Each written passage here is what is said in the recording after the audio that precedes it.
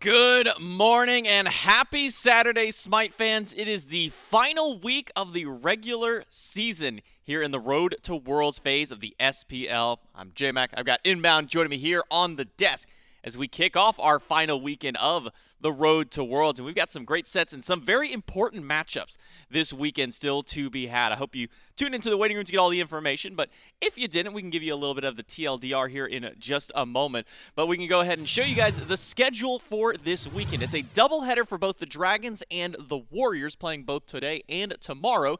Today, it's Dragons and Ferrymen and Warriors versus Kings. Tomorrow, Dragons and Hounds, Warriors and Gladiators. So you're probably asking, okay, well, what sets are important right now? The only Warriors sets, well, the entire Chaos Division is locked in. Their seeding can't change anything. Even with the Kings win, plus-minus affects things, and the Ravens have locked second seed at that point. Only Warriors already at the first. So Chaos side is locked. So the important sets, especially right now, is this very first one, because this first one determines if tomorrow's Dragon set is also going to be an equally important one, because what needs to happen today is the Jade Dragons need to win. If they win, then the division is locked. But also, depending on how the Jade Dragons win, can affect the rest of the standings. If Jade Dragons win 3-0 against the Ferrymen, Dragons lock third, fourth seed is locked in, but we have a tiebreaker between the Ferrymen and the Leviathans. They have to play in a best-of-one tiebreaker to see who gets first seed. If the Ferrymen win at least one game of today's set, but still lose to the Dragons, then what you see on your screen there on the left side would be how everything is locked in. However, if the Jade Dragons lose this set, they have to win tomorrow's set against the Hounds, because so far the Hounds have the better head-to-head matchup against them. So if the Dragons lose today, they have to beat the Hounds, or the Dragons are the ones who drop into the fourth seed.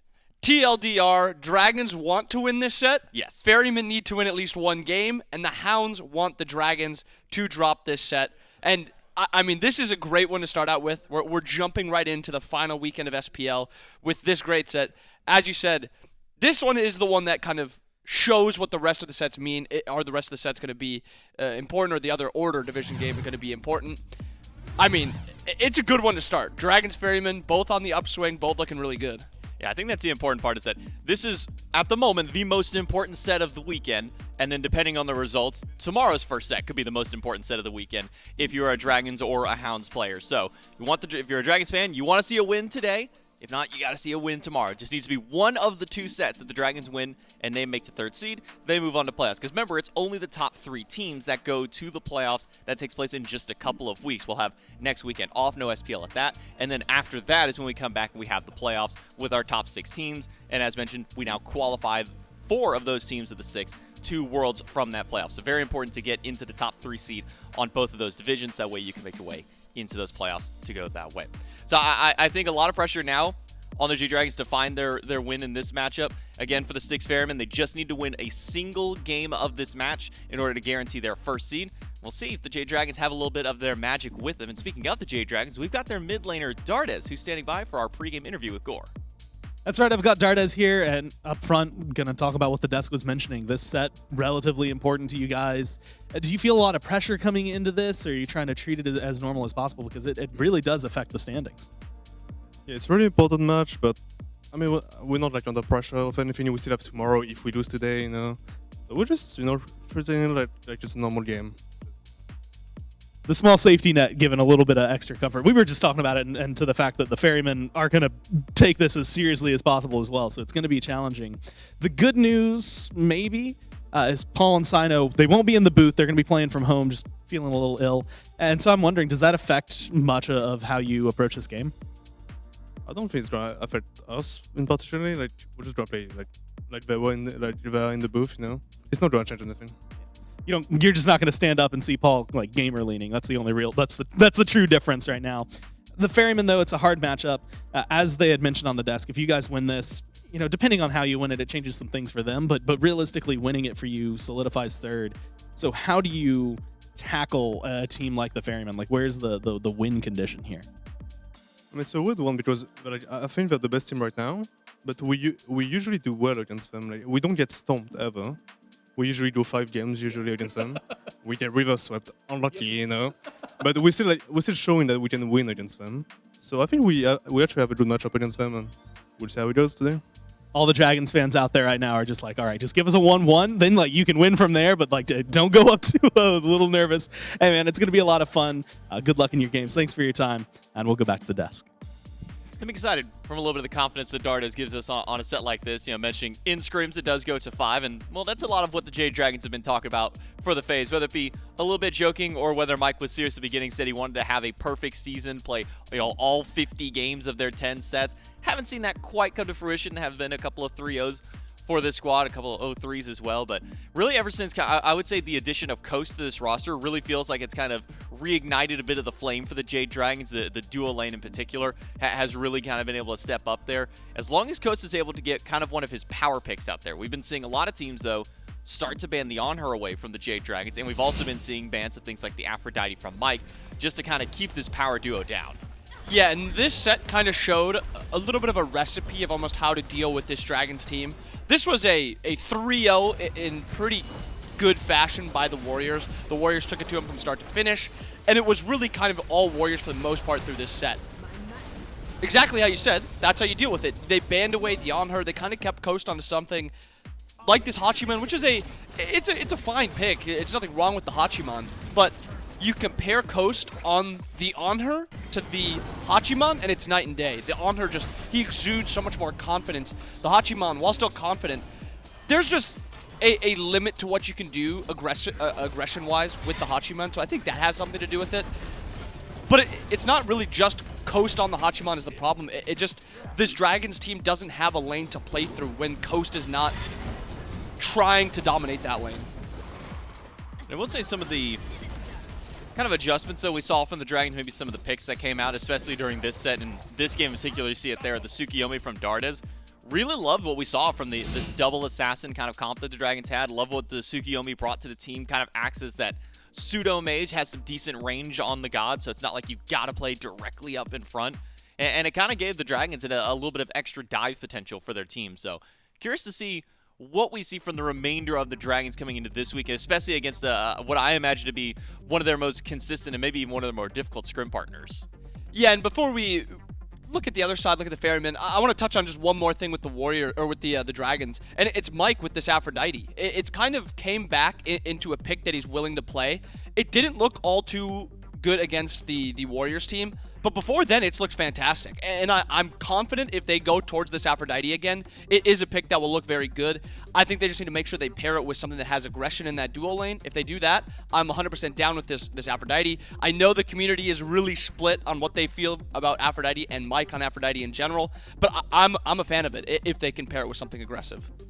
Yeah, I've been turned into a bit of a believer now with Mike and the Aphrodite pick, along with Coach kind of jumping onto this team. But up against them is going to be the Styx Ferrymen, your current #1 seeded team, but need to win one game this set. Doesn't need to even win the entire set, just a single game, and the Styx Ferrymen will guarantee their lock on the first seed. And I think it's very doable. I mean, you already heard from Dardez, this is a team that when they're scrimming, it's very often these guys go to a full 5. It's never really a blowout between these two teams, so could be seeing that opportunity now for this team. But I think a couple of the people to really mention for this Ferryman team, and maybe to an easier winning formula for the Dragons, is to take away that pick right there on screen. Paul on Baba Yaga, now no longer the undying, unkillable Baba, but over the course of his 7 games has only died 4 times, and all of those deaths came in a single game.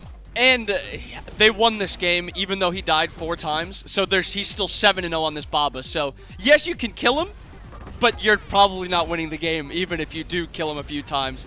And the crazy thing is, it was 20 minutes into that game before he actually had his first death, and he basically inted for that fire, and he ended up getting it for his first death. So even while dying, he was still doing a bunch. But I agree 100%. Get rid of this Baba Yaga. I do not want to see it. It's too strong. What Paul can do on this character and into that late game is insane. Or on the other side, I'm also fine with taking it away. I don't want to make it seem like Dardez can't or won't play it. Dardez can 100% play it. Yes, it's not like the go-to god by him, but it has to be something that you'd have to take away from Paul by picking or by banning.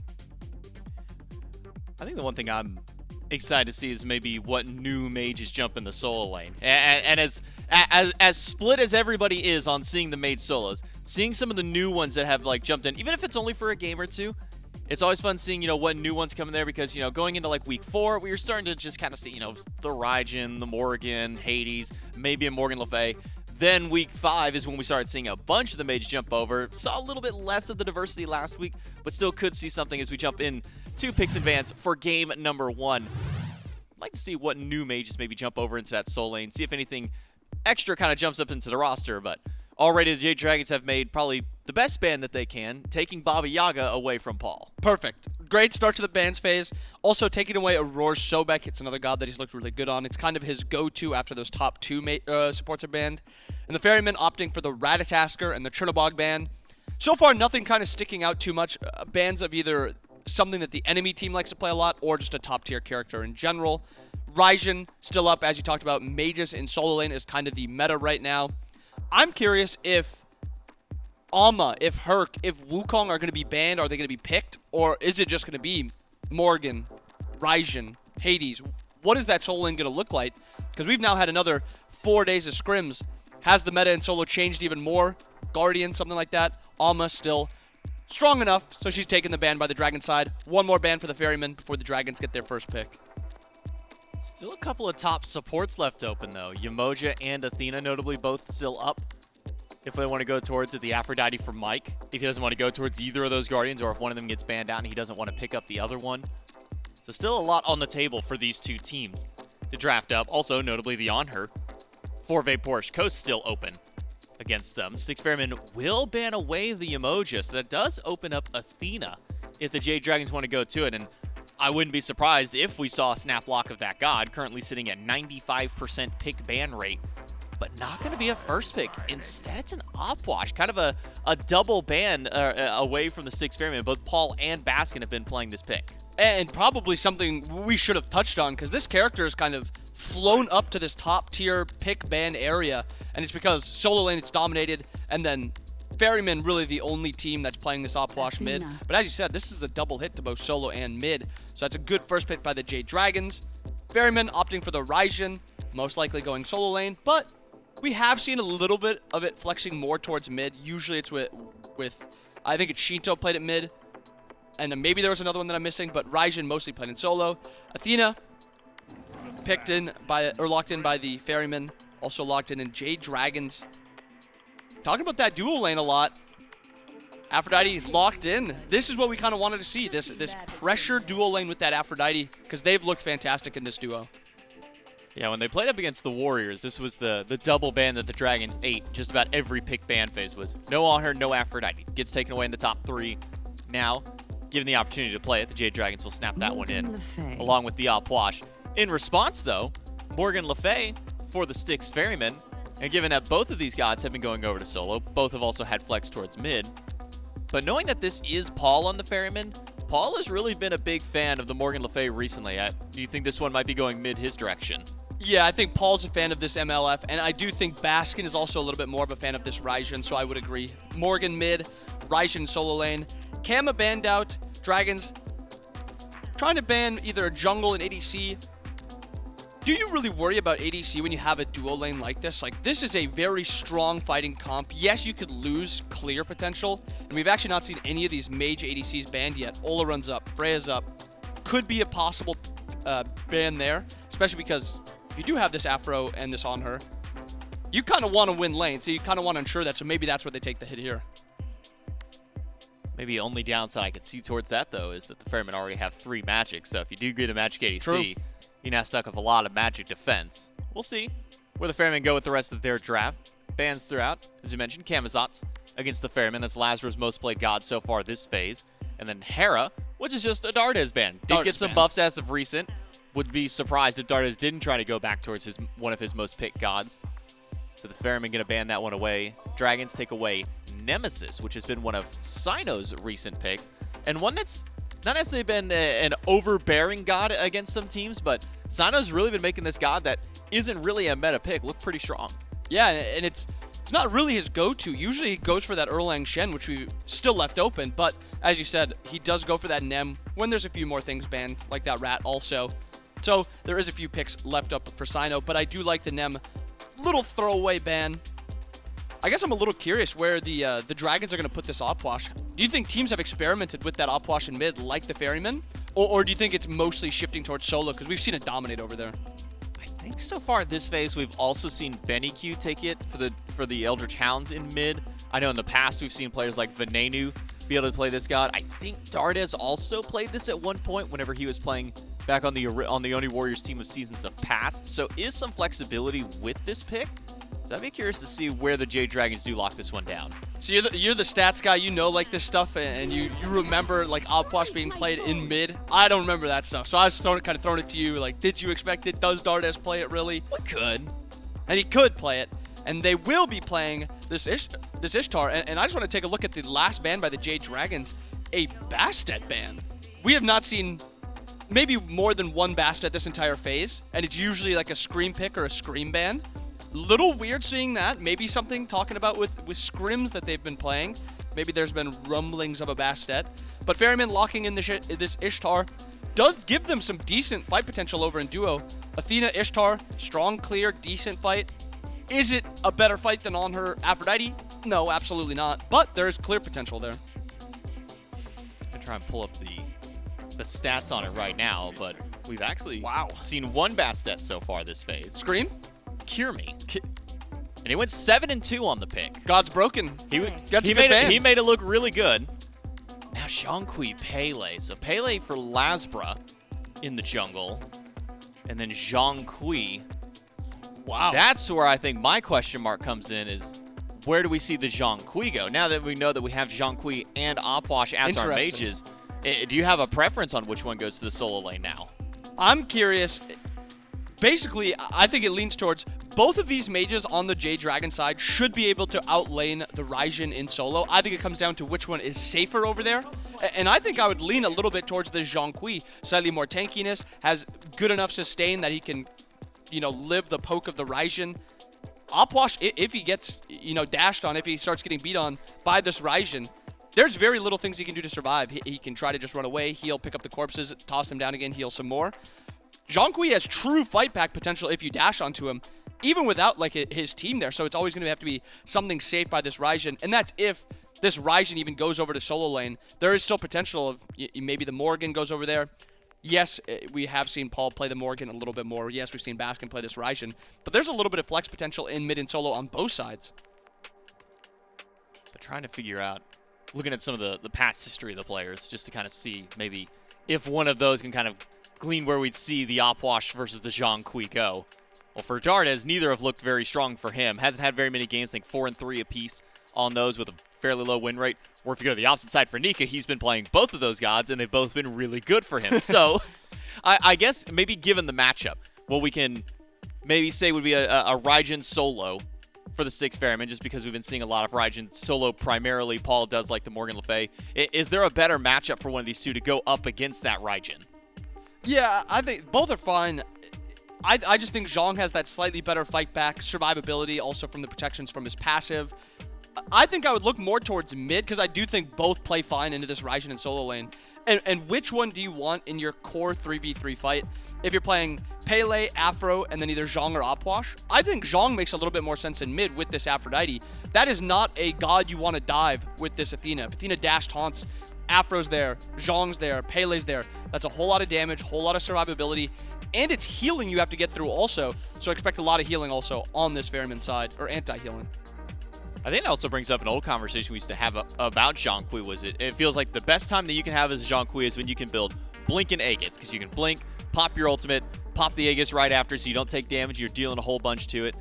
Now you maybe don't have to worry about either a Blink or an Aegis in this case, because you just have the Aphrodite, gives you the free Aegis, and you don't even have to worry about stopping to channel the rest of your kit during that time. So you might be honest about that, I think, with that combination.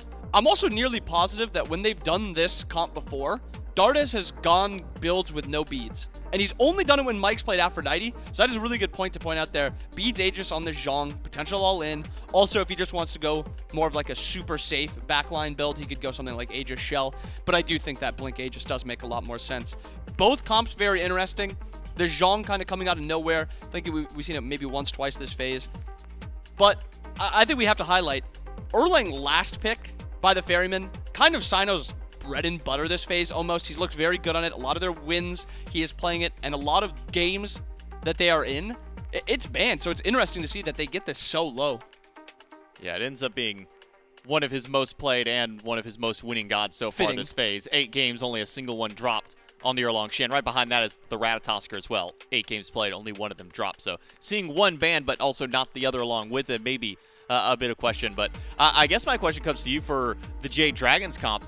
Look over, at least for the Styx Ferrymen, very easy style of play. Let's see how the comps actually play out as we get ready to jump into game number 1. Jade Dragons versus Styx Ferrymen playoffs on the line for these teams. How do we see it? Let's jump into game 1. Thanks so much, J-Mac and Inbound. It's going to be Gore, Myth, and of course Doug giving us the views into the game as we jump into this one, Myth. Dragons, Ferrymen.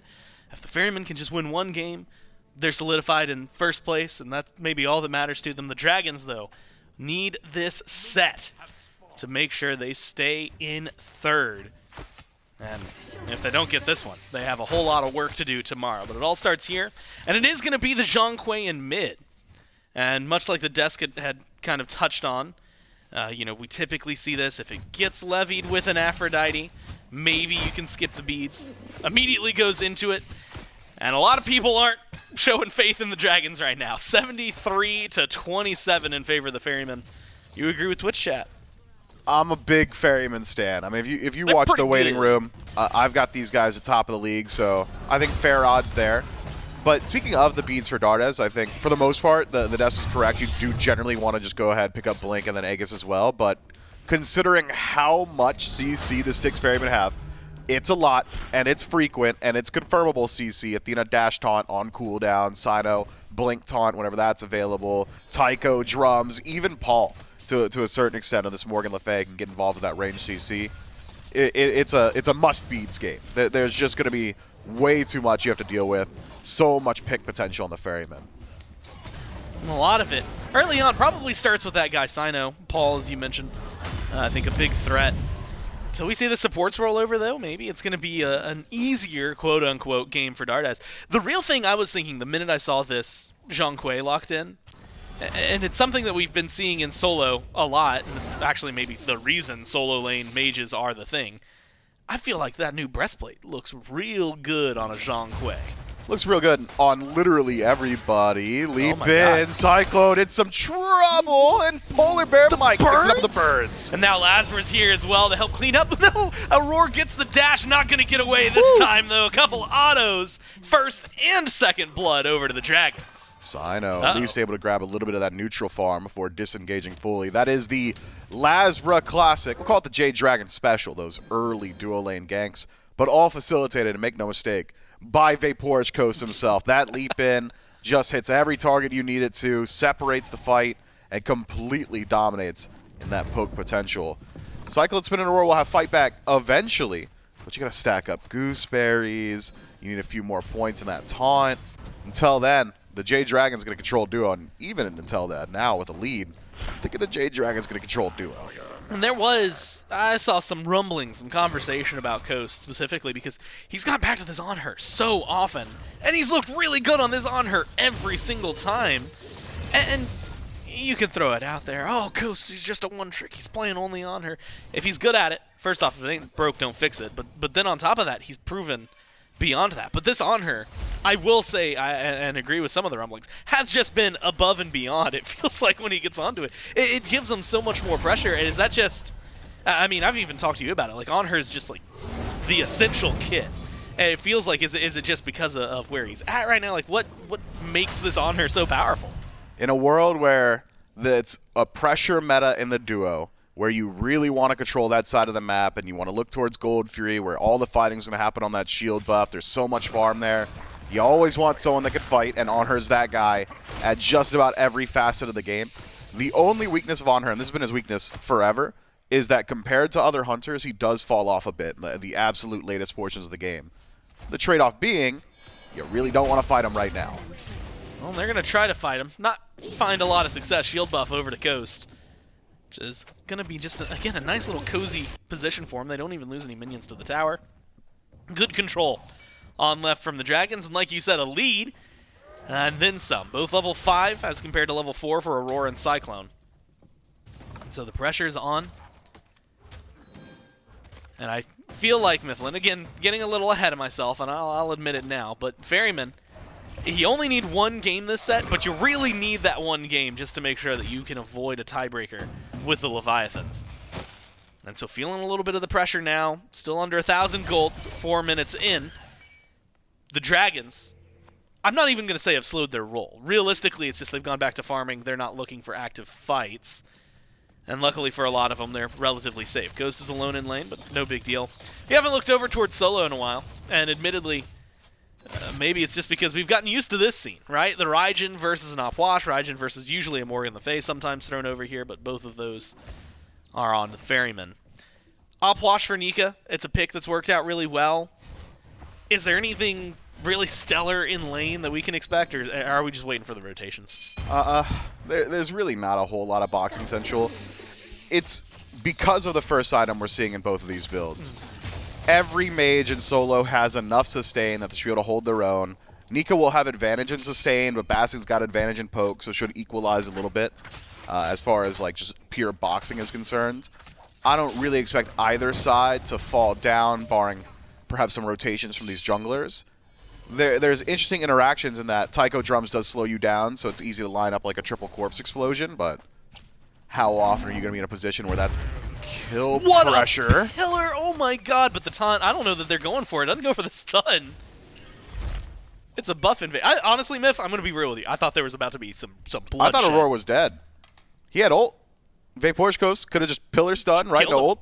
Maybe would have worked. I mean, Auror's got a little bit of defense for now, but I think certainly some pressure potential there. Maybe Coast was waiting out the kiss stun from PBM, didn't quite get it, wanted to get that passive for additional power.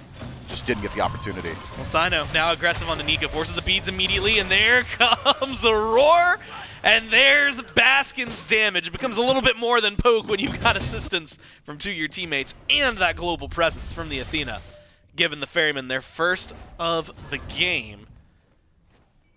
And it's just a classic, clean rotation in from Cyno. That's what makes Athena the highest value Guardian in the game, as far as I'm concerned. The ability to just gank solo lane, especially in a solo mage meta. The majority of the mages getting tossed over there don't have escapes for that. Raijin can do it. He's got a leap away, but even then, pretty slow, and Athena will chase you down. Opwash? Yeah, there's really nothing he can do. He peels for himself with damage. Athena's dunking in, and whoever's chasing you down is now taking less damage. So your self-peel, a little bit worse. I mean, he emptied the crypts. It looked good. Nika put out a lot there. Just not enough. Now, it creates, again, it's such an interesting dynamic to watch with these games lately because we have a distinct advantage for the duo lane. Level 8 to 7 for Coast over CycloneSpin, and 7 to 6 for Mike over Aror, even with that assist going to Aror. But then you start to see Baskin pull ahead, and it just becomes who's going to have the bigger impact play. You've already highlighted Anhur tends to fall off a little harder than other hunters towards late. Still a hunter, though. But He's not it's still bad. a hunter, and also it's still Coast. So, but then the other half of that conversation is it's still Raijin, and it's still Baskin playing him, so it creates something interesting. LASBRA trying to get something interesting in mid. Good damage on Paul, unable to really chase him down, though. And I think it's going to showcase this three-piece core for the Dragons and how powerful it can be. Yeah, they've got a lot of damage to play between them. The Dez did a great job highlighting that. But what they are lacking on the Jade Dragons is confirmable CC. If you're waiting on knock-up from LASBRA for every single initiation, if it's got to be a point-blank stun from Dardez, maybe Mike's got it single target, that's not really massive threat on Relics. So we can see that reflected already in build for Paul. He said, well, I'm not really worried about the CC. I'm worried about the damage coming my way. Aegis in first slot. Coast needs to be worried about a little bit of both. Beats popped instantly. I thought he was for sure going to go there. And unfortunately for the Ferrymen, those beads and that leap, just enough to get him away. Cyno had taunt. They maybe could have chased. But Mike's nearby. Just not going to be worthwhile. We do see, though, and I think this has been refreshing for the Dragons as a play style. And maybe refreshing for Dragons fans out there as well, which is that Coast has kind of breathed in an air of aggression to the duo lane that just wasn't there before, or at least not to the same level, right? Him and Mike seem to be much more on the same page of jumping in, playing aggressive, getting in their face. And Coast is going for invades whenever he gets the opportunity, even if it doesn't go well. And so it's just very revitalizing, I think. You know, we talk about the honeymoon period. I feel like that's kind of ended for the Dragons, and this might be one of their most true tests for what this roster swap will do. What VaporishCoast has brought legitimately is just a lane that you can play through consistently. And the Jade Dragons were lacking for that previously. At times, Dardez would have had it when he was playing his more aggressive picks, when he would take the Anhur into mid or play the Assassins. The Jade Dragons would play there. But you really don't want to camp Nika's lane because solo lane is overall low value compared to duo. And then we compare VaporishCoast playstyle directly to Vote. Vote was a late game scaler. He'd always say it. I'm just hanging out until level 18, and I'm gonna blast towers and I'll hit tanks and it'll look good. Coast doesn't want to hang out. Guy's got no chill. Wants to play right now. Loads in. Makes his stamp known on the map immediately, and already you can see him pushing that lead pretty significantly. CycloneSpin, I'm not sure going to have any fight back, not for a while. Cyno's going to have to make multiple rotations. It would take maybe 2 kills on Coast before we see Cyclone caught back up. And you know, honestly, I can't even blame Coast. Like, that kid got like a pentakill competitively when he was like 12. Like, I would be chasing that consistently from that point forward. I didn't say against who. Yeah.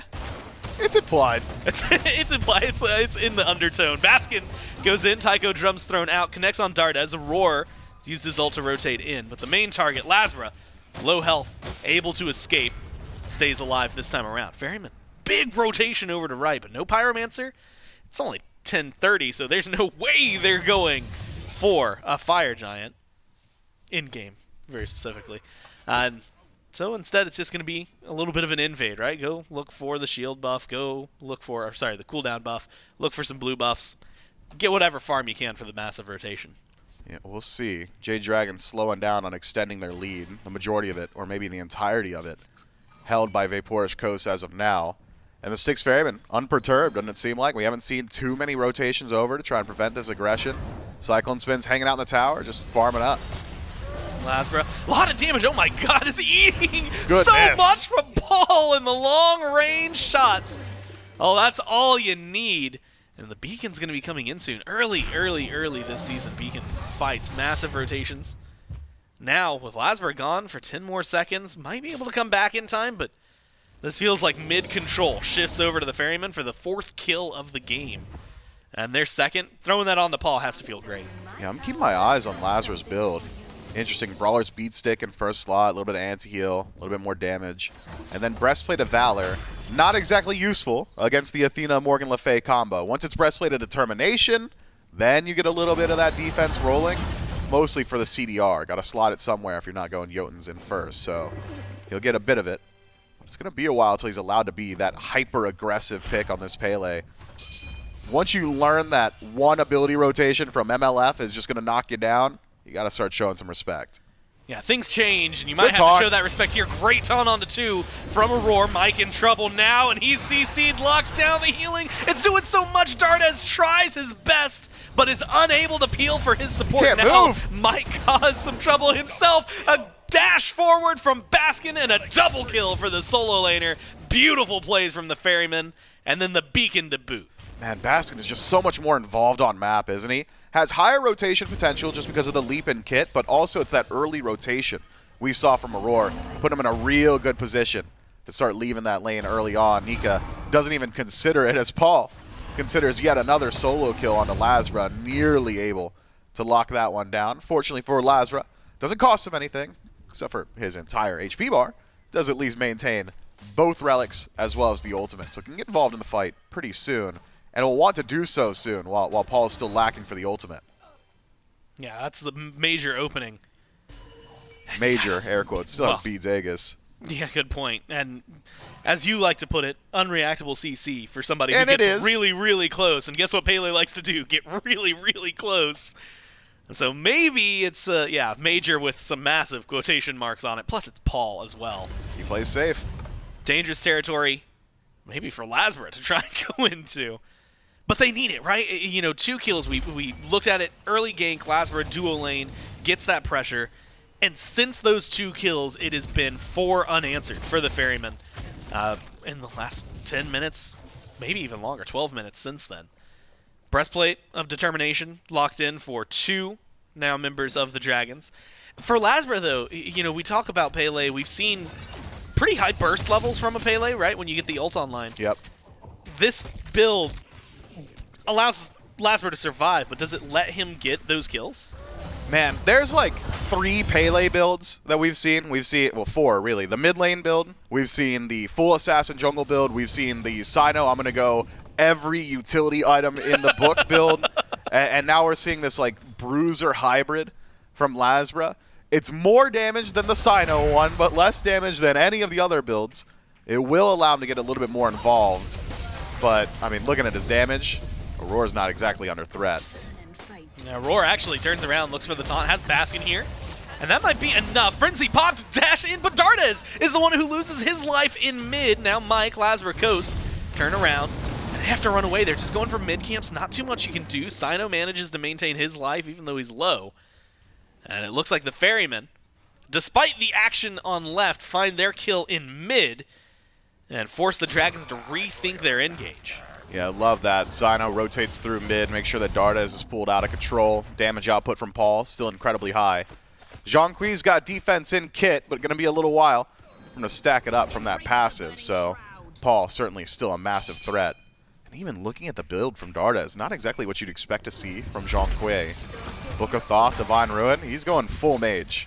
Yeah, I was expecting, like you said, maybe some hybrids. The Pythags, honestly, the solo lane build would look great Ooh, for that was him. close. Dragons, yeah, barely, but do get the Gold Fury, despite CycloneSpin's best attempts. That corpse explosion from the Opwash that helps things out, and that's going to help level things out overall. Gold lead still slightly in favor of the Dragons right now, but slight For how is long? the right word. 500 gold, and if this Pyromancer goes the way of the Ferryman, and based on the minimap, it will. It is going to only be in their favor for a minute. Cyclone, that was dangerous. He had no idea VaporishCoast is there. Cyclone does have beats Aegis, so likelihood of dying, real low. Likelihood of using every single thing to survive if Impale hits, real high. We saw, what was that, 3 auto attacks from Coast, 30%, 40% of CycloneSpin's HP. Coast is trying his best to make some pressure. Needs something, finds a stun onto Cyno, but isn't going to be able to do too much with that. Did not quite steal away the purple either, which is half of what his goal had been there.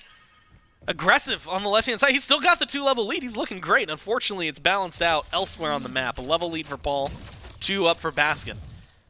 And if the thing that's blowing me away, and Nika's matched a lot of these rotations, but Baskin, with no teleport, just seems to show up in these fights. Yeah, I mean, we've seen Nika try and match those rotations. He made his way towards mid. I'm not sure if he's made a similar splash to Baskin. I'd argue Baskin doing the lion's share of the work right now for the Styx Ferrymen, and his rotations have just been phenomenal. It's that early lead. If you're allowed to leave lane and you're not really concerned about missing out on too much wave farm, do it every single time, and that's Baskin's MO. We've seen him around that Gold Fury. We've seen him make rotations towards Coast. We've seen him in mid as well. So I'm loving what I've seen from the Raijin so far. And in next slot, we're going to see a lot more damage from him. Typhon's Fang, such a massive power spike for any of these mage solos. He's essentially got no damage right now. Pythag's piece, I mean, yeah, it's got some power, but it's not why you build it. Dardez in trouble in mid, has to go for a little bit of self-sustain, but Paul was looking for the damage. Instead, they just turn it. Nika eats a little bit of poke. Coast on left is the one in trouble. Has to beads out an ult from CycloneSpin. Ooh. Looks like the Dragons right now safe all around, but Aror might be coming in to change that. Dash taunt available. LASBRA forced to use his blink and his ult, all for the disengage. They all manage to stay alive right now. Big deal for the Dragons. 5 unanswered kills in favor of the Ferrymen, and this time they manage to slip through. They do. They survive, and they maintain healthy. But this could be a big taunt. Good stun, but still connects with 2. He pulls in the 2, locks him down with a pin from Cyno afterward. You've got the crypts. They're emptied. They're giving you the zone, but not quite a full control point capture yet for the beacon. That's going to get reset. Ferryman 4 standing on this, a 5th on the way in the form of Cyclone. Aror relatively low. LASBRA walks forward. Knockup's good. No ults for the Dragons. Only the 1, the Taiko drums available for the Ferryman. Oof. Aror, dash taunt off the mark. Coast with a good jump gets him just out of there. Maybe able to get something done, but the sustain game for the Dragons right now is the one putting in more of the work. Stun onto CycloneSpin from Mike, but now the damage seems to be there. Taiko drums come out. They're looking to pull him in. LASBRA gets his ult back, spreads Look at some Paul, damage look at out Paul. there, but Mike is the one who falls down. It's Paul. The damage is good, but LASBRA at least picks up 1 to find an answer. Unfortunately, it's for 3 on their side. And you lose that mid-core, and you lose the beacon as well. I mean, Paul just found infinite value on that ultimate. The Jade Dragons, they funnel in, they see Cyno drop low, and not a single person has eyes on the Styx Ferrymen's mid laner, who just cuts the Jade Dragons in half with that ultimate. And look at the timing of it, Gore. It's just perfect. They grab the beacon. They probably got this gold as well. Coast, he can't do it on his own, and if he dies, tough stuff. That's almost the entirety of the Jade Dragons lead eliminated should he have fallen. We'll at least maintain some of that XP advantage, but as far as the team's concerned, Styx Ferrymen, they're in a good spot. Now they're feeling confident. Miffin, almost literally every role except where Cyclone's at. Not Cyclone team fight wise. Does he seem pressed? I don't think Does Cyclone not feel cares. like he's under. Yeah, he's not even that far. Like that was 3 levels, now 2 levels. And you only hit 21s. And well, I was gonna say Cyclone, like you said, like nonplussed in team fight. Like he just walked in and did the hunter thing anyway. Yeah, I'll just clothesline him with the ultimate. That's the stun. That's my impact. Pyromancer pulled and confirmed by the Jade Dragons. Can they make it out alive? They're going in for the fight. Baskin, Tycho Drum's gone, uses the dash to disengage. And it seems like that's all the commanding presence the Dragons need. Pulls back some of the gold, but not enough to give them the lead. If it is enough to make sure that this stays relatively close. Overall, map state, Cyclone, he's going to do something that hasn't happened all game. First tower, 20.5 minutes in. The irony. It's him, yeah, of him finding it. It's pretty massive. Cyclone has had these good rotations. The only thing on the board right now in terms of massive objectives is that Fire Giant. I'm watching the right side of the map. Vision control in favor of the Dragons. Tower control now in favor of the Ferrymen, and by a wide margin. Yeah, but side lane tier 1's not exactly valuable. It's that mid tier 1 tower the Styx Ferrymen really want to knock down to open up the map. Helps out around those Fire Giant fights, helps out around Gold Fury 2. And you can see it now. 4 stack, half HP. I don't know if the Jade Dragons can defend this. Now with mid-tier 1 gone, it opens up that map. You've got everything that you need in mid. You've got right. Safe havens for the Dragons stripped away. Now the pressure's going to be on. Looking down, I'm going back towards the builds. We are going to get some defense from Dardez here, but it's relatively late. I think we're relying pretty heavily on Mike here. But it's LASBRA's, again, that catches my eye, and Oni Hunters, which is not something I'm used to seeing on a Pele. He's tanky. It's a variation now of what we've seen from Cyno in the past. Just a very tanky frontline Pele. I wonder, though, if that's going to be useful, considering how survivable the Styx Ferrymen have proven to be now with their disengage potential, with their heavy CC output. I mean, if LASBRA gets grabbed by taunt, it's fear, taunt again, slow, taunt again, maybe 3 more times from Tycho Drum, into a stun from CycloneSpin. There's so much CC, so much chain CC potential that amount of survivability may not be enough for LASBRA.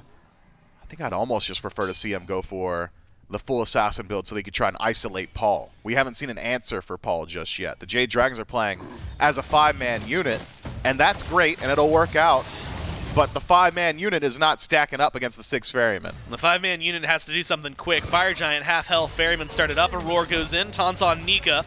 Pressure is going to be there. Great Oh my God. stun coming out from Cyclone. The lockdown is good, and they need some damage to follow it up. Dardez goes in, massive ult, but he's the one who's losing his health. Same for LASBRA. Tries to make it to the back, gets some poke on the Cyclone, but he is 1 hit away. Cyno will chase him to the ends of the world if he has to. Blink gets LASBRA away, keeps him alive. Dardez, the only one who's lost, but Relic Graveyard and Ult Graveyard for the Dragons. Fire Giant, one more time, started by the Ferrymen, Mike and Coast.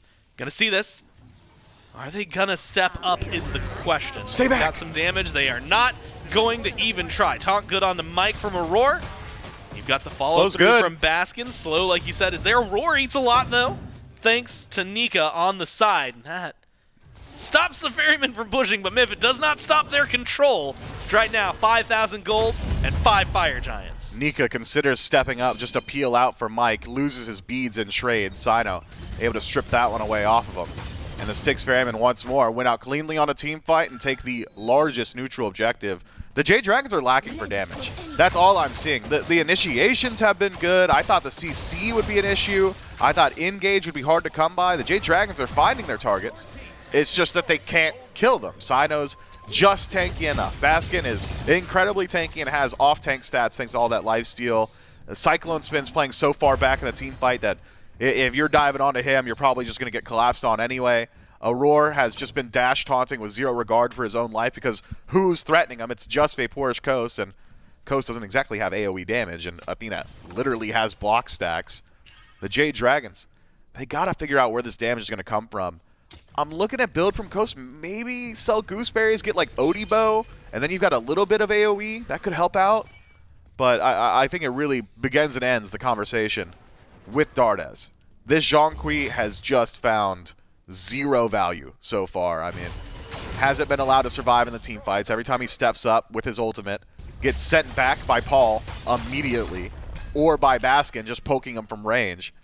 The Jade Dragons, they just can't figure out how to finish off these kills. So often it's one target on the Styx Ferrymen walking out at 20%, and that target's usually Aror. He goes back to base, and he doesn't even need teleport because he's got it built into the kit. Just ults back in, reinitiates again.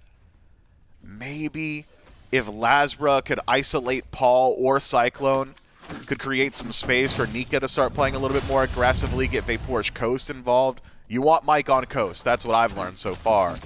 But even then, it just has not worked out. You keep him alive, you keep him safe. 002 for Coast, but what has it amounted to is maybe the question to follow up. Titans, by the way, running down mid. Well, Titan, Chaos Titan, the last one standing as the Ferrymen knock down the Order Titan, no problem. A lot of goose eggs for the Ferrymen in the death column. You had mentioned it, but unable to deal with Baskin, unable to deal with Paul, unable to deal with Cyno. LASBRA's not here. Now the Ferrymen, yeah, are stepping up. LASBRA in mid between the tier 1 and tier 2. It's gone too fast. Right side Phoenix, step in, knock down. Simple for the Ferrymen. I mean, and there's the lack of initiation right there. If it's a Yamoja, you're sending the walls up or rip-tiding somebody. If it's Athena, it's a dash taunt. You got Aphrodite, and you got Aphrodite from behind. She's really good at attacking, really bad at defending. So that single target kiss, it's not really going to slow anyone down. Well, now pressure up on mid. You've got the Titan to help you out if you're the Ferryman. Cyno eats a lot of poke. LASBRA had gone in. Paul Clone killed off in mid. Tycho jumps over the walls. The Chaos Titan gets sent back, but the Phoenix, well, it's going to follow it. One gets knocked down, followed by the other, and the Ferryman, 40 seconds left on this Fire Giant, might not need it to do too much. They get so much out of that push myth. They are now 10,000 gold in the lead with 3 carries untouched and unkilled so far. The Jade Dragons had a lead in exactly one lane, and it happened so quickly, didn't it? It was about a minute 30 in. We're already 2 levels up for VaporishCoast. Did you see any more rotations towards duo? Did we see the Jade Dragons try and leverage that lead at all? I saw Coast solo invading purple on cooldown. I saw Coast controlling the shield buff and pressuring the tower. Hell, he pulled Cyno over there a few times. He pulled Cyno over there a few times. I didn't see LASBRA make that rotation. I didn't see Mike trying to facilitate that aggression to maybe leverage a Gold Fury. And by the time it's team fight phase, let's take a peek at CycloneSpin. He's level 20, and he's got his crit stacked up, and he's already finished his Deathbringer. He's already leveled up his starter. The lead that Coast had was so significant for so long, it's almost criminal that he isn't allowed to do anything with it. By the time team fight started, CycloneSpin had already caught up. And to make matters, I'm not going to say like worse, but it's only like 1,000 damage separating. With crit online, that, like he hits 2 autos, he's jumped over what Coast has been able to do. So definitely, I mean, I have to agree with you, right? It's just a lot of pressure the Dragons could have had. They lost. Coast lost his tower first. Coast did lose his tower first. Criminal. Criminal. Ironic. Really, it was. Now the Jade Dragons caught in a difficult position of, well, our base defense is doggy, so we will not be letting this Fire Giant go down. They have to fight here. They're going to try. Aror, though, is the one who steps up. You have to be careful. The taunt onto Mike is good. Mike has the ult if needed. Goes for the healing. Oh, my God, the damage is there. He's going to have to use it, but it's not going to get him out of here. No, he's alive just a little longer. Cyno, Paul chase him down, but finally they get to Cyclone. They get to the back. Paul, he's only one hit. Somebody's got to clear him out, but nobody can lock him down. Instead, the mid laner for the Ferryman not only stays Dardez alive, got but him. finds a double, and the chase is on. Timeline? Coast falls down. Nika comes in. Paul loses his life. But the chase just too strong from the Ferryman. All of that for a deicide and a triple over to Baskin. They're going to march on down mid. They've got fire minions. And Myth, they seem to think they have the damage to do it. One game is all the Ferrymen need to seal themselves as first seed. And they're not going to waste any time. They're going to do it here right off the bat in game 1. Man, that was looking so good for the Jade Dragons too. Mike survives for a criminal amount of time, killing an Aphrodite, not the easiest thing on the planet, clearly. Baits for the entirety of the Styx Ferrymen, and I thought to myself, wait, hold on. Paul's using his ultimate on Mike. He's in the front line, where it's easy. Dardez is going to roll through, hit a card. We're going to go into the Zhong ultimate, and everybody's just going to die from there because all the Ferrymen were stacked up. And then I remembered exactly what was going on. Oh, wait, 2 Phoenixes down, 10,000 gold. Everybody's got more items. Even with the perfect initiation, you're so far behind. Still did not quite have the damage necessary. Good stuff to the Ferryman. Legacy game for Baskin, though. That guy turned the entire match on its head. His Raijin, well, it's Baskin. His insert god name here. It's just really, really good. And we're going to do this so that way we can just hit the soundboard in the future. It's clean play from him. I mean, he triple killed to close it out. Undying. Didn't feel any pressure in lane. In fact, if anything, that one gank from Cyno over onto Nika very early on gave him the massive advantage, made those rotations. Baskin a huge impact. Paul doesn't die at the end there, which is well, he does end up dying. Paul kind of dog walked like him too. I'll give it to him. 40 seconds after he should have died. It was just good play from everywhere where Coast wasn't. Yep. I mean, and Coast got so much of that pressure, but a 2-level lead that gets you literally nothing might as well not exist. CycloneSpin's just sitting in tower rolling his eyes like, all right, bro, I'll see you at 25, you know? Yep. And that's exactly what happened. By the time team fight started, it's just dash taunt, dash taunt, dash taunt, and I did not see any level of initiation that's going to match that from the Jade Dragons. The counter initiation wasn't quite there either. That Jade Dragons draft screamed to me, we need to be ahead, and they were for 3 minutes. Those were great 3 minutes, though. Unfortunately, it was 2 kills in duo, matched by, I think it was 5, maybe I actually think got a little bit higher than 5 before they find their 3rd kill. And from there, it takes them up until that last fight to find anything else.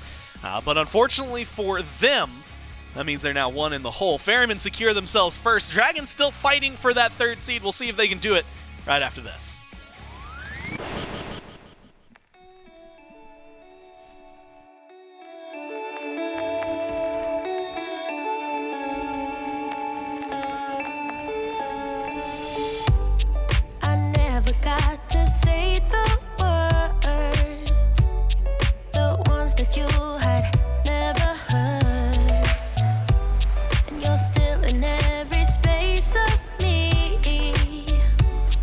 My bed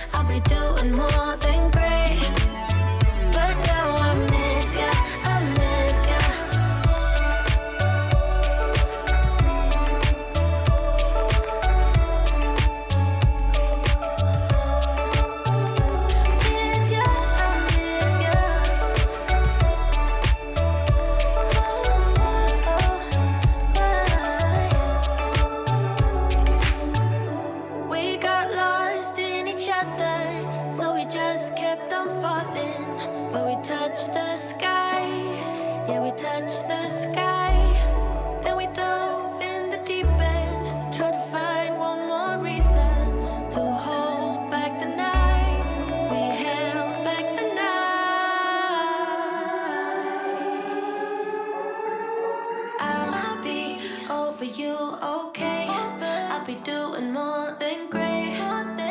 But I just miss ya, I miss ya. I'll sing happy songs one day. I'll be doing more than great. But now I miss ya, I miss ya.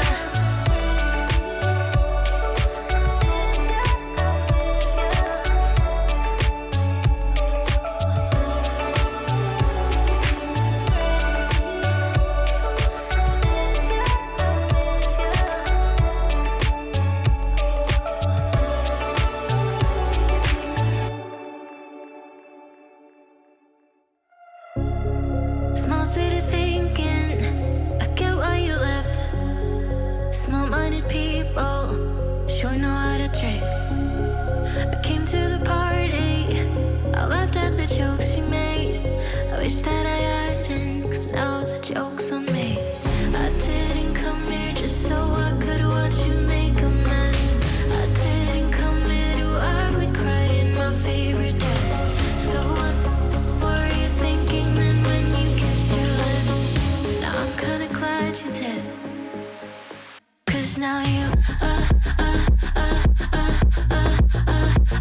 adore me, adore me. Go ahead now, adore me, adore me. Little did I know she wanted you alone. I thought she was over you, but I guess I was wrong. I came to the party, I laughed at the jokes she made. I wish that I hadn't, 'cause now the joke's on me. I didn't come here just so I could watch you make a mess.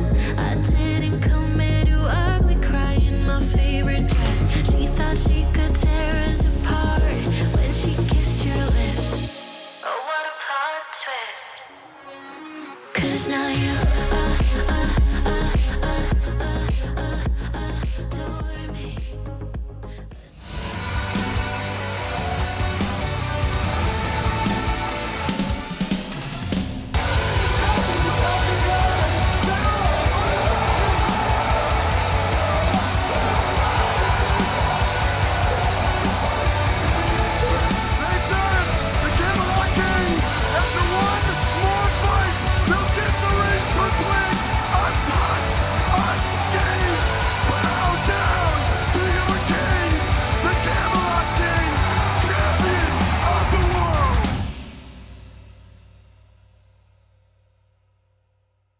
That's right, the SMITE World Championships is just around the corner. If you watched the waiting room yesterday, it was 70 days away until the SWC, which, if my math serves me correctly, that means we are now only 69 days away from the SWC, which means that you should go on now because we have official SWC merch over at shop.highresstudios.com/SWC. We got all kinds of great merch that you can pick up. As you can see just immediately from on your screen, a couple of jerseys, official SWC jerseys, some new t-shirts, a hat, a bag. There's a whole jumpsuit you can get on there, stickers, pins. There's all kinds of crazy stuff. So make sure you go over to shop.highresstudios.com/SWC and pick up your merch before the World Championship now. Pick up all the great collections out there. Thank you so much to Skullsters for helping us out throughout the regular portion of the season and now moving in to the SWC. It's going to be a great time. And we had a great start to game number 1 here for the Jade Dragons inbound. Dual lane immediately. First double kill that goes through. But outside of that, this just became Styx Ferrymen team fight control. The Dragons were winning out in farm, but the Ferrymen were just taking every single fight beyond that first double kill. Yeah, and I think it was a little bit to do with, and we talked about this a little in the back, you need to have a mid laner that can live when you play this on her, this Aphrodite. The Afro's not peeling for your mid laner. She's peeling for one person. Who does she choose? Most of the time, it's Coast on her. So you need a mid laner that is able to survive. They had a lot of AoE damage. This was actually the one play that they made early that was actually kind of bringing them back into this game, because other than that one gank, the Dragons had a 2-level lead in ADC, a level lead in support. Mid was even, yes. Jungle was even, yes. But duo was getting out of control. It was Coast was walking up, getting deep vision. He was not scared of anything. If that play doesn't happen in solo, maybe we're talking about a different game. In this mid game, maybe even goes differently. But that play there, and then, as you said, team fights. It was all Ferrymen. I mean, Paul up until like the very last team fight goes undying throughout the game, a 6-1 or 6-0 I should say, before he eventually goes down. But this man right here also, Baskin, 6-0 going into the final little bits of the game, and this double mage, at least for the Ferrymen, working out really well for this Ferryman comp. Just two of the meta gods at this time. Baskin gets a double, eventually able to pick up a triple at the end of this one, and that pretty much sealed the deal on the game, because after that, the Ferrymen are able to run it down, win out in game number 1, and now have guaranteed themselves the first seed. So the 6 Ferrymen, they're good. They got their job done. They got the 1 game win that they need.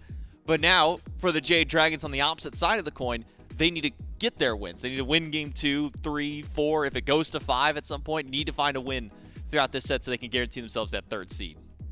And now when we move into game 2, as you said, every game is now important because they need to put together enough wins to actually take this set so they can actually guarantee that top 6. But actually looking at the P's and B's of last game, they first picked this Opwash. This is a god that they valued over anything else. Athena, Raijin, Morgan. Obviously Morgan went down to the 3rd pick, but this is the god that they put all their kind of, eggs into that basket of Opwash, and it didn't look as good as this Raijin did, so maybe we switch it up. Maybe we prile that Athena, get that in support, because the rotations this god provides, the ability to back after a team fight and then ult back in full health, I mean, it was fully exploited by the Ferrymen. So now we will see what adjustments the Dragons and the Ferrymen make as we jump into game number 2. So far, will be the same first 2 bans. The one difference, Good touch. probably Good being touch one of the big problems that the Dragons had to deal with. Don't show the priority towards Raijin, so instead we'll just ban that one away. But immediately in response, the 6 Ferrymen are doing just the same thing, while obviously the Camazotz and the Rat weren't played in the previous game. Focusing down LASBRA in the jungle seems to be the key for the Ferrymen here in these bans. And now with Chernobog making it through, I think that is something we have to talk about. Yemoja now, there is, I would say, 3 very, very strong gods at this point. Yemoja, Athena, Chernobog, all 3 cannot be banned here with only 2 available. The Dragons kind of have the opportunity to say, this god will not be played in this game. Curious to see if they want to, take a shot at one of those supports, or if they want to take a shot at this Chernobog and just look to trade elsewhere. They're leaving everything open. So now the Ferrymen actually have an opportunity to give up the trade that they want. Which god do they not want to play against? Is it the Bog, the Athena, the Yemoja? Last game, we saw no Yemoja, we saw no Chernobog. That's changing. We're going to see one of them at least here. We're seeing actually 2 of them now. Opwash ban by the Jade Dragons. Will the Ferrymen ban away one of those top 3 picks, or we're going to have one of the rare first moments where all 3 of them potentially get left open? We've had, I believe, at most 2, but I think only a single game so far this phase where Chernobog has not been drafted at all. Yep. Outside of that, has seen his way in the pick or the ban column. We'll see Yemoja banned away by the Ferrymen, so now the option goes over to the Dragons. Do we see Chernobog, Athena as a potential top pick? Does Mike still feel confident on the Aphrodite, coast with the Anhur? I think those are solid picks, but there's probably a reason why Cherno, Yemoja, Athena are the top 3 definitive picks at this point. And it's, I'm not going to say not close, because Amaterasu's right back there at 85%, but that's a 10% gap between the 2 of them, so no surprise Jade Dragons take the number 1 god right now. And I like this first pick of this Bog, because this ability to now fill out the rest of the P's and B's with the Dragons, they can kind of shift back to what they went last game, and they have a safer mid laner. They can go this dual lane of Aphrodite and the dual lane of Anhur, and then you just have a mage and solo lane, and their comp feels better in this game too, if that's what they opt for. On the other side of things, the Ferrymen, after that Bog is locked in by the Dragons, the Athena can match the global pressure. It makes sense. She's dominating. You said 95% pick ban rate, I think is what you said. Yeah, for the Athena. Yeah, the crazy amount. And then Amaterasu, which was banned game 1, picked in this game. We've seen it kind of flex a little bit out of being picked highly and kind of banned in that 2nd slot. No surprise it's locked in here. It's still a very valuable god, the global priority here. And now with that Herc locked in, we're having a warrior matchup in solo.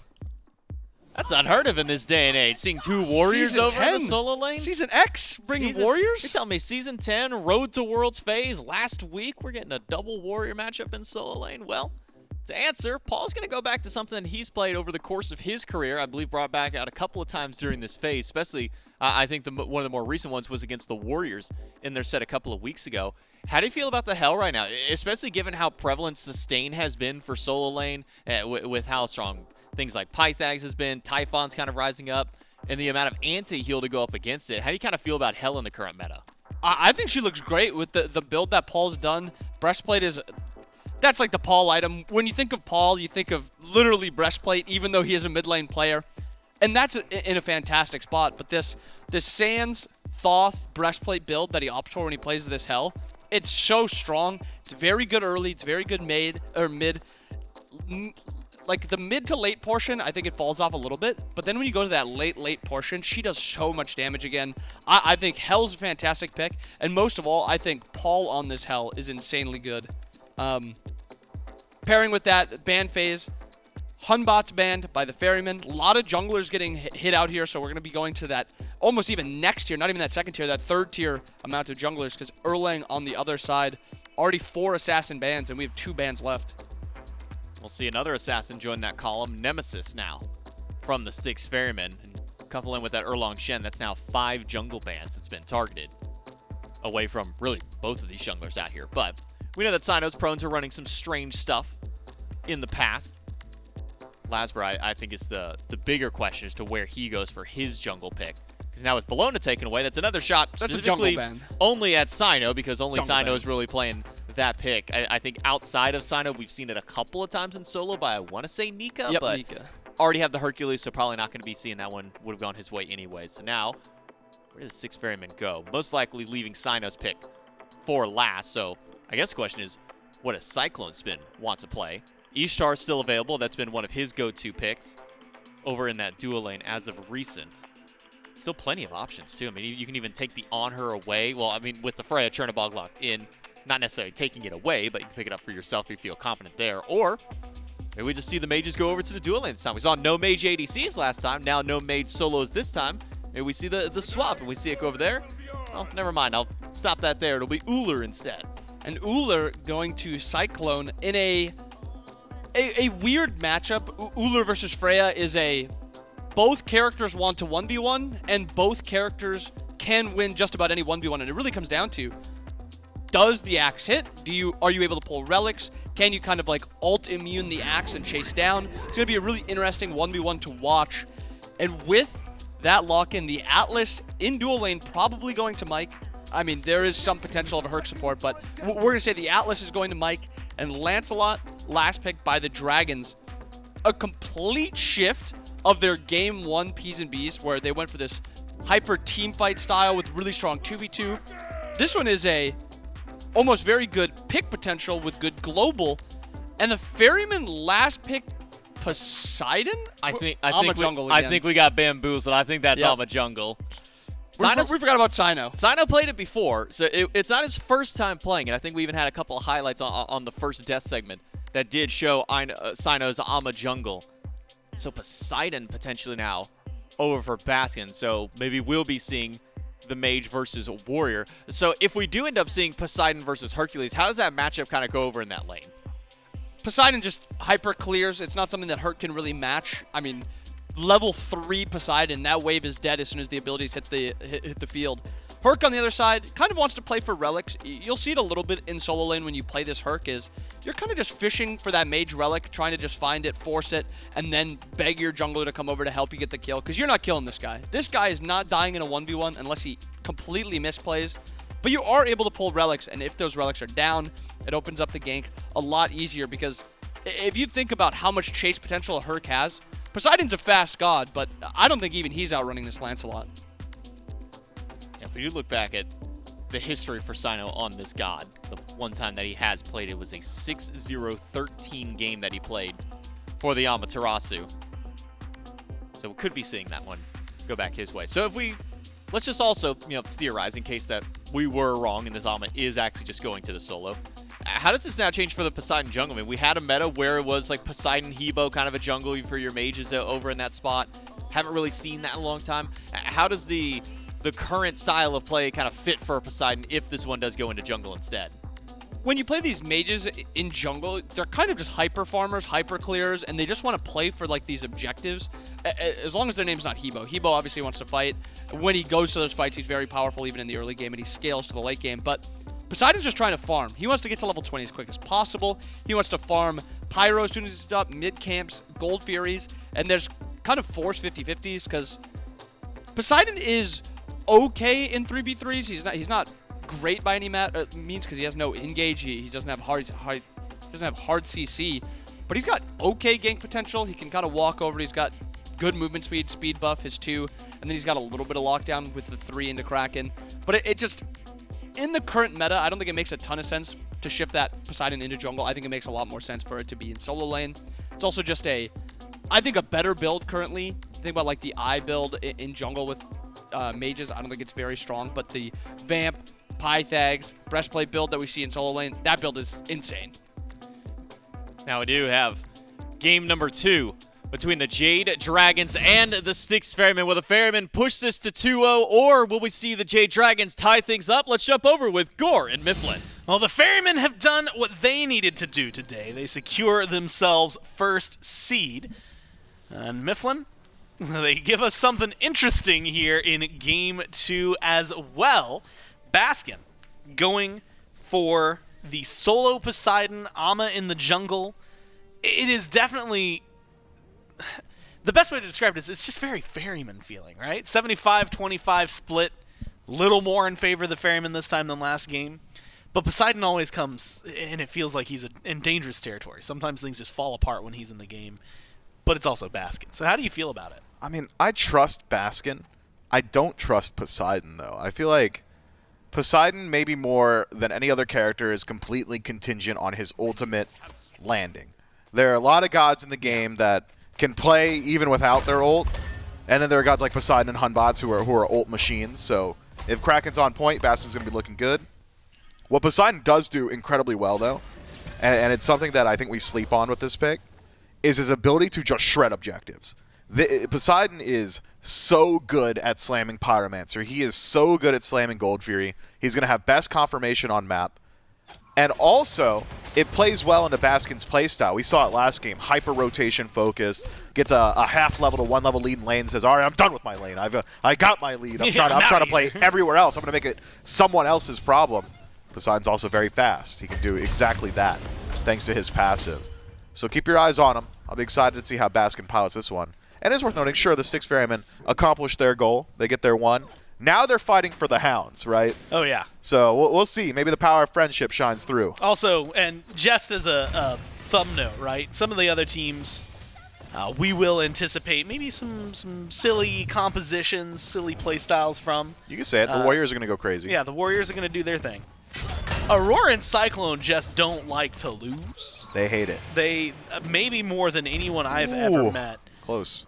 And Nika, yeah, if that knockup finds its mark, maybe is going to be... It could be a big deal. I mean, Poseidon's not real good at escaping something like a Hercules. Has beads, though. Coast, a little bit of aggression thrown onto him. Half health, but he's going to be able to walk back to the tower, no problem. Taunts, good. They've got a jungle over here. Cyno's not paying attention, at least not to the lane. Doesn't care about diving a tier 1 2 minutes in. Instead, it's shield buff for the Ferryman. But Miff, when I look over, again, towards right, and if I'm looking at Poseidon, the biggest deal that I see stand out is if you can match, you had just mentioned the move speed. You're talking about the rotation power that the Raijin just had. It could be insane. LASBRA. He's okay. Yeah, it's not going to get too much done here. Despite some aggression in Baskin, again, narrowly avoids getting bullied by Nika. Yeah, there's a lot of potential. I don't think we're going to see too much out of the soul lane. Once Cyno hits 5, though, that's your Kraken hit every single time. Even with CC immunity in Nika's kit, it makes them stand still. So you won't get the knockup from Kraken, but you'll at least get the damage. Nika should just be fine here. Neither one of Baskin or Cyno quite level 5. And Nika, not 5 yet either. It means that he doesn't exactly pose a threat, so beads will be maintained by Baskin in that trade. I wonder, though, does Cyno try and pressure out Nika? You still do have Aror on the Athena, so the ability of just having a third guy over in the soul lane, always going to be a pretty significant threat. Small difference in the lane now is that Nika has passively accumulated a lead thanks to that rotation from Cyno coming up empty. So maybe a small opportunity now for Nika to try and get some pressure. Hell is in mid. Right now, actually, Beads. You had just mentioned Nika, formerly level 4, not posing a threat. Now level 5, poses a threat. Can kill. And Baskin plays it safe the first time. Now he's half. No beads. So now that the knockup's down, maybe he can feel a little safer, a little better about farming this up. Hell, though, in mid. Paul. It feels like, man, it's kind of hard because Paul and the words signature pick go hand in hand with like 10 different gods that it really makes it hard to figure out. Like Hell's the one. Hell is the one that comes back to it and just always looks good, though.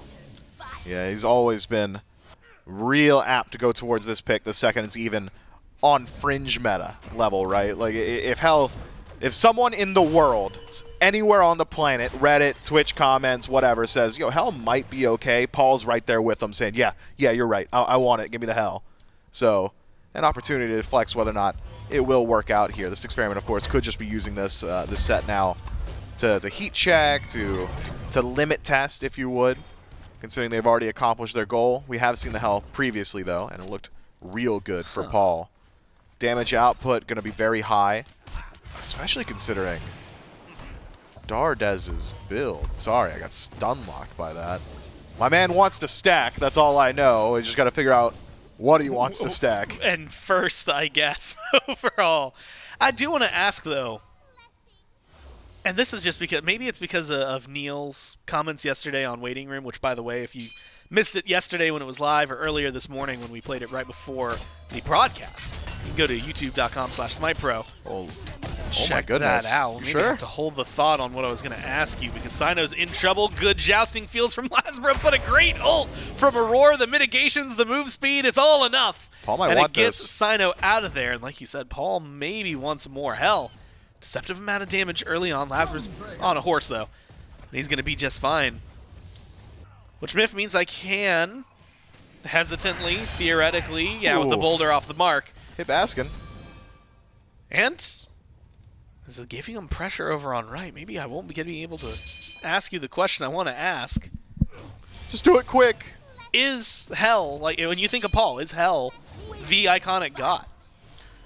It's hard to say. For me, Because that's Scylla's it's in the my Scylla, mind, right? For me, it's that Scylla. I also think of like his the Morrigan performances. So good. I would still argue. Hebo's real good. Yeah, but Hebo's so in and He's out. kind of diluted. Yeah, Look, I'll say Scylla, the Morrigan, and Hell for Paul, And then the just Morrigan. rock, paper, scissors. Yeah, whatever you need.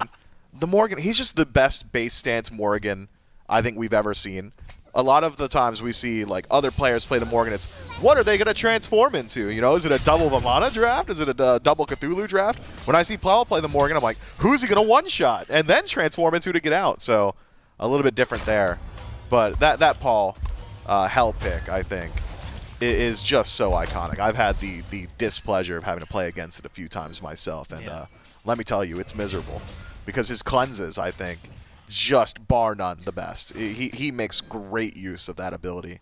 And it's a similar level of frustration to like playing against a Geb or a Khepri.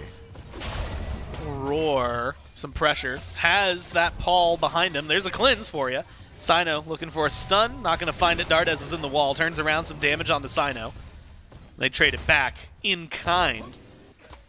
But Myth, I think what you just highlighted is maybe the big difference. Like, you know, you load into, let's just say, like a random general assault game.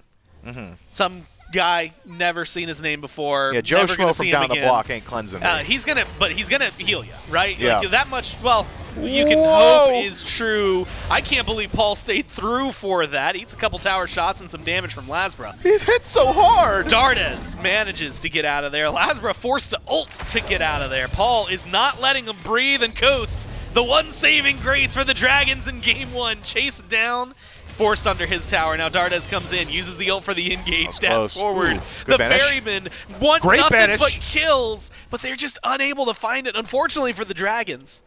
the same can be said towards them. LASBRA goes in towards Paul. It's non-stop fight in mid, left, mid again, and Paul this time in trouble. Paul this time taken down, and LASBRA gets first blood 8 minutes in. Yeah, Paul has to hold on to some of his damage there to knock LASBRA off the horse. That slow essentially seals his fate, and for all the praise we put on the cleanse, a little late there to avoid the slow, but a difficult situation nonetheless. Aegis just ever so slightly too early as well, and LASBRA able to make something happen in one of the strongest points of the game for Lancelot too. We talk a lot about Lancelot. I've said real good at 100 to 5, right? It's that last 5% where he struggles. Not in the mid game, not right now. Lancelot has a lot of damage to play with, and so keep your eyes on LASBRA and maybe put some of that threat towards Paul. Paul, though, in a different position to LASBRA last game, where LASBRA built breastplate second slot and was playing against double magical. This time, Paul at least is playing against double physical, which means his breastplate is going to look real good. And it's not just his, it's Cyno's, it's Baskin's. That's a triple breastplate lock-in, certainly, for the Styx Ferrymen. A lot of value to be had. Mike and Cyno. Right side of the map, Mike Cyno. knows, right? Yeah, he knows. Maybe a little bit more. Yeah, I can see him, spots him.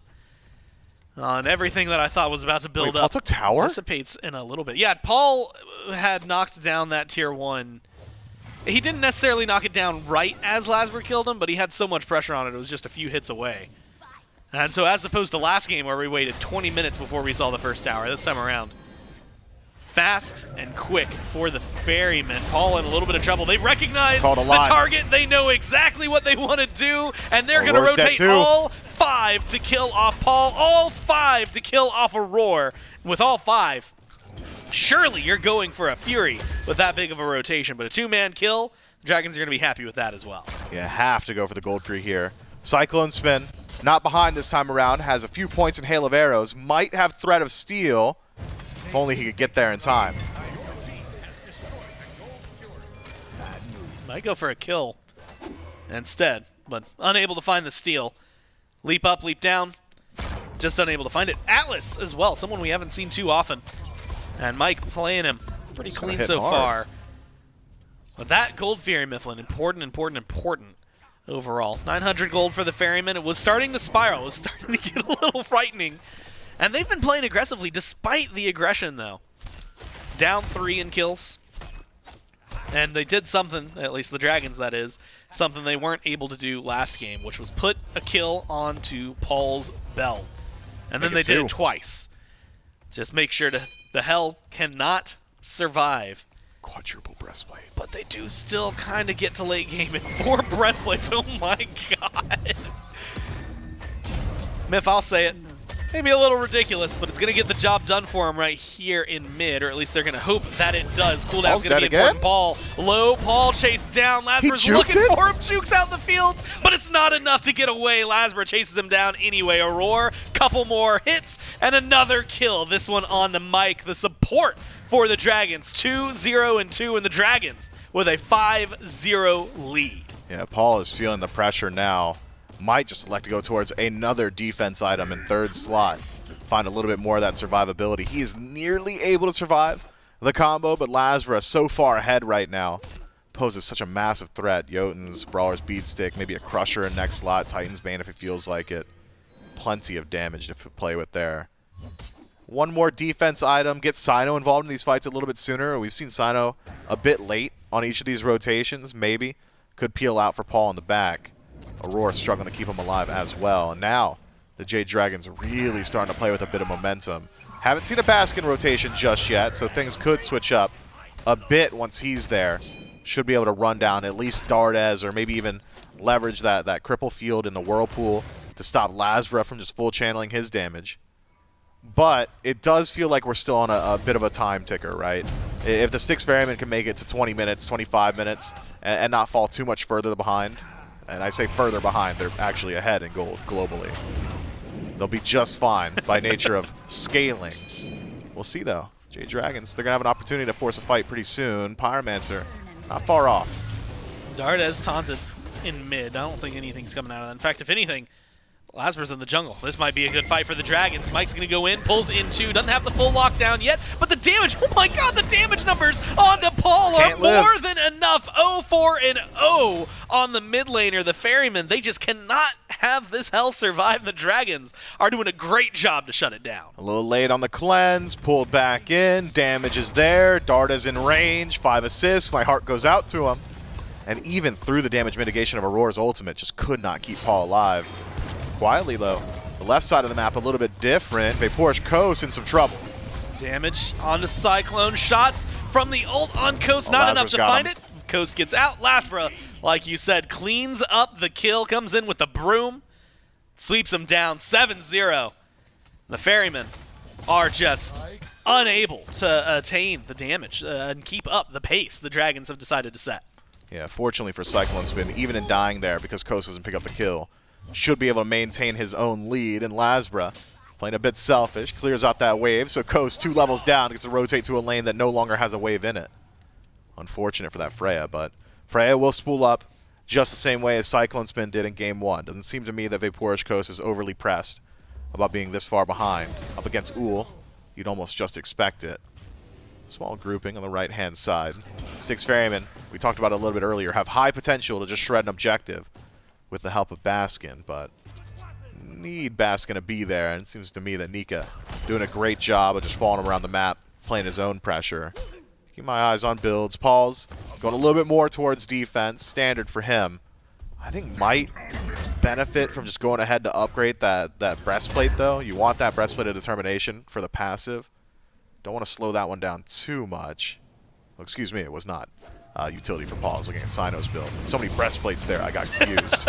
Yeah, hard to just track which one's which at a glance. Ferrymen step up to the Fury, take that one no problem. They tried the same heat check on the Pyromancer and found the Dragons pretty quickly. And it's exactly what you said, which is if Baskin rotates over, they can absolutely melt through some of these objectives. Also has the best secure in the game right now, that Kraken. Could step up. Pyromancer goes to the Dragons, though it is close. Aror tries to get in. Taunt's not going to be good. Or at least it's not going to find anything here. And then Aror will back away. Stays alive. No kills for the Ferrymen, but the gold, it's only 1,000 in favor of the Dragons as of right now, despite all this. Experience, 3,600 now. A 1v1. Dardez, CycloneSpin. Looks like Cyclone doesn't want anything to do with it, especially since Coast is rotating in and ruining the sanctity of the 1v1. So disrespectful, isn't it? Absolutely. We could have seen who's the better hunter, the guy who does it all the time or Dardez, who does it part-time in mid. Cyno picked up by Mike. Get thrown around here. But it's up to LASBRA. What can he do with his damage? Has his ult. Aror going to go for the ult onto Cyno to give him some mitigations and some move speed. Jousting Field's used for LASBRA to disengage.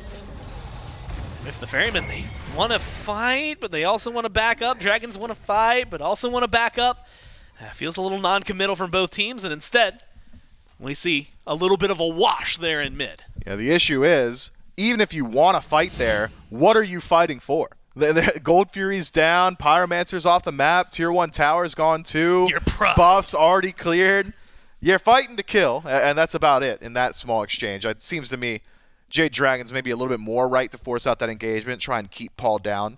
But Paul has just hit a significant power spike. Divine Ruin finished up, now has a little bit more damage behind him, might be able to just peel out by doing his own damage, or has enough to just use Impulse to knock LASBRA off of the horse. Small interactions like that could be the difference maker. Jade Dragons, though, certainly playing with a whole lot of momentum. And even with all that defense, I'd failed to bring this up, there is a lot of defense shred on the Jade Dragons. Keep your eyes on that Atlas. Those ultimates can be very disruptive. Well, the Dragons here. Kill lead, experience lead was 3,500.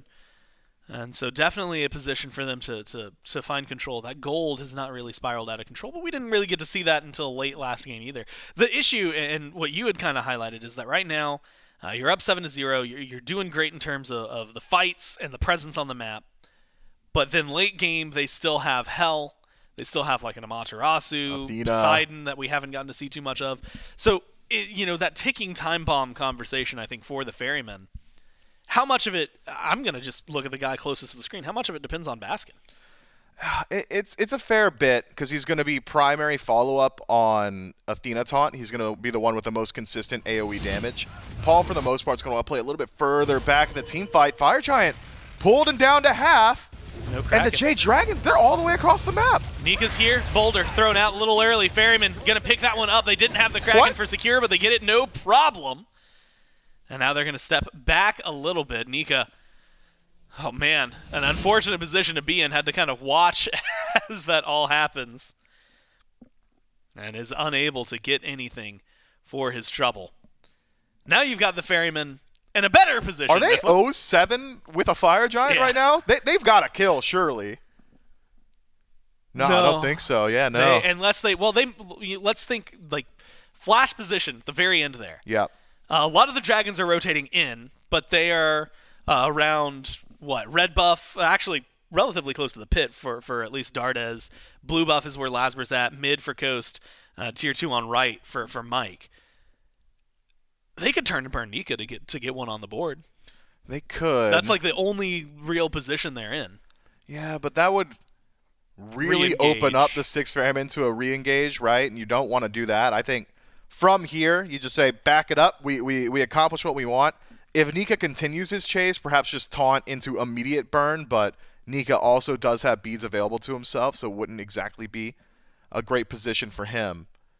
For now, I think it's just get out, get back to base, group up, start playing around your healing, be it from composition or just from having a hell on your side, and start knocking down some of these towers. And there are plenty of towers to knock down still. Jade Dragons State of the Game recap, still have 5 towers standing, only losing the tier 1 and mid, with Fire Giant on all 5 of the Ferrymen, and considering they also have an Amaterasu, I think fair to assume they'll be able to disengage relatively easily thanks to that aura movement speed she affords to her team. It's now on the Jade Dragons to really hunt them down. If Nika can just grab one, knock Fire Giant off of one, that would be big. Nope, can't do it. Not fast enough. Neither the turnaround from the Ferryman, which, as you said, was probably a bad idea anyway, or Nika getting maybe a knock-up, pull back into the rest of his team. Rotation from the Dragons, just a bit late there, and like you said, 0 kills, but 5 Fire Giants. There for the Ferryman. 0-4-0, unfortunately there for Paul. I don't think he cares all that much. Yeah, I mean, you hit level 20 eventually. And he upgraded his breastplate, so he's actually incredibly tanky now. That item is so good. He said, no one kills me 5 times. Not 5 times in a row. He's going to get 1 assist or kill before he dies again. That's my prediction. Imagine we see the Ferryman just go ahead, stack up, try and collect whatever farm they can on map, and then group up on left and start working a swath across the map. What was it that they had called it? The windshield wiper? Yeah. Yeah, I think that's the plan here. You don't necessarily need to knock down a Phoenix, but if you find a pick, of course, could try to. The Jade Dragons base defense, Windshield wiper. not exactly the greatest here. No true AoE means keeping minion waves out going to be pretty difficult. VaporishCoast has decent damage output, but nature of initiation being Aror dash taunting with block stacks might make it difficult, for Cyno. Coast. Oh my god, Cyno What just happens? deleted. He gets pushed back. I didn't think he was in that much danger.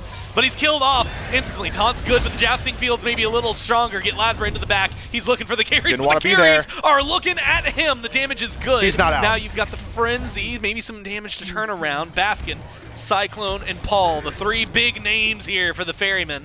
And low health bars on the Dragons. Aggression goes forward with a whirlpool. Big but a banish. good move, good knock up, good push Wow. back, and a great play for defense here on the Dragons. Yeah, Baskin pulls back 1, but oh my god, what a double combo play. I promise you, the base defense is not that good from the Jade Dragons. I promise you.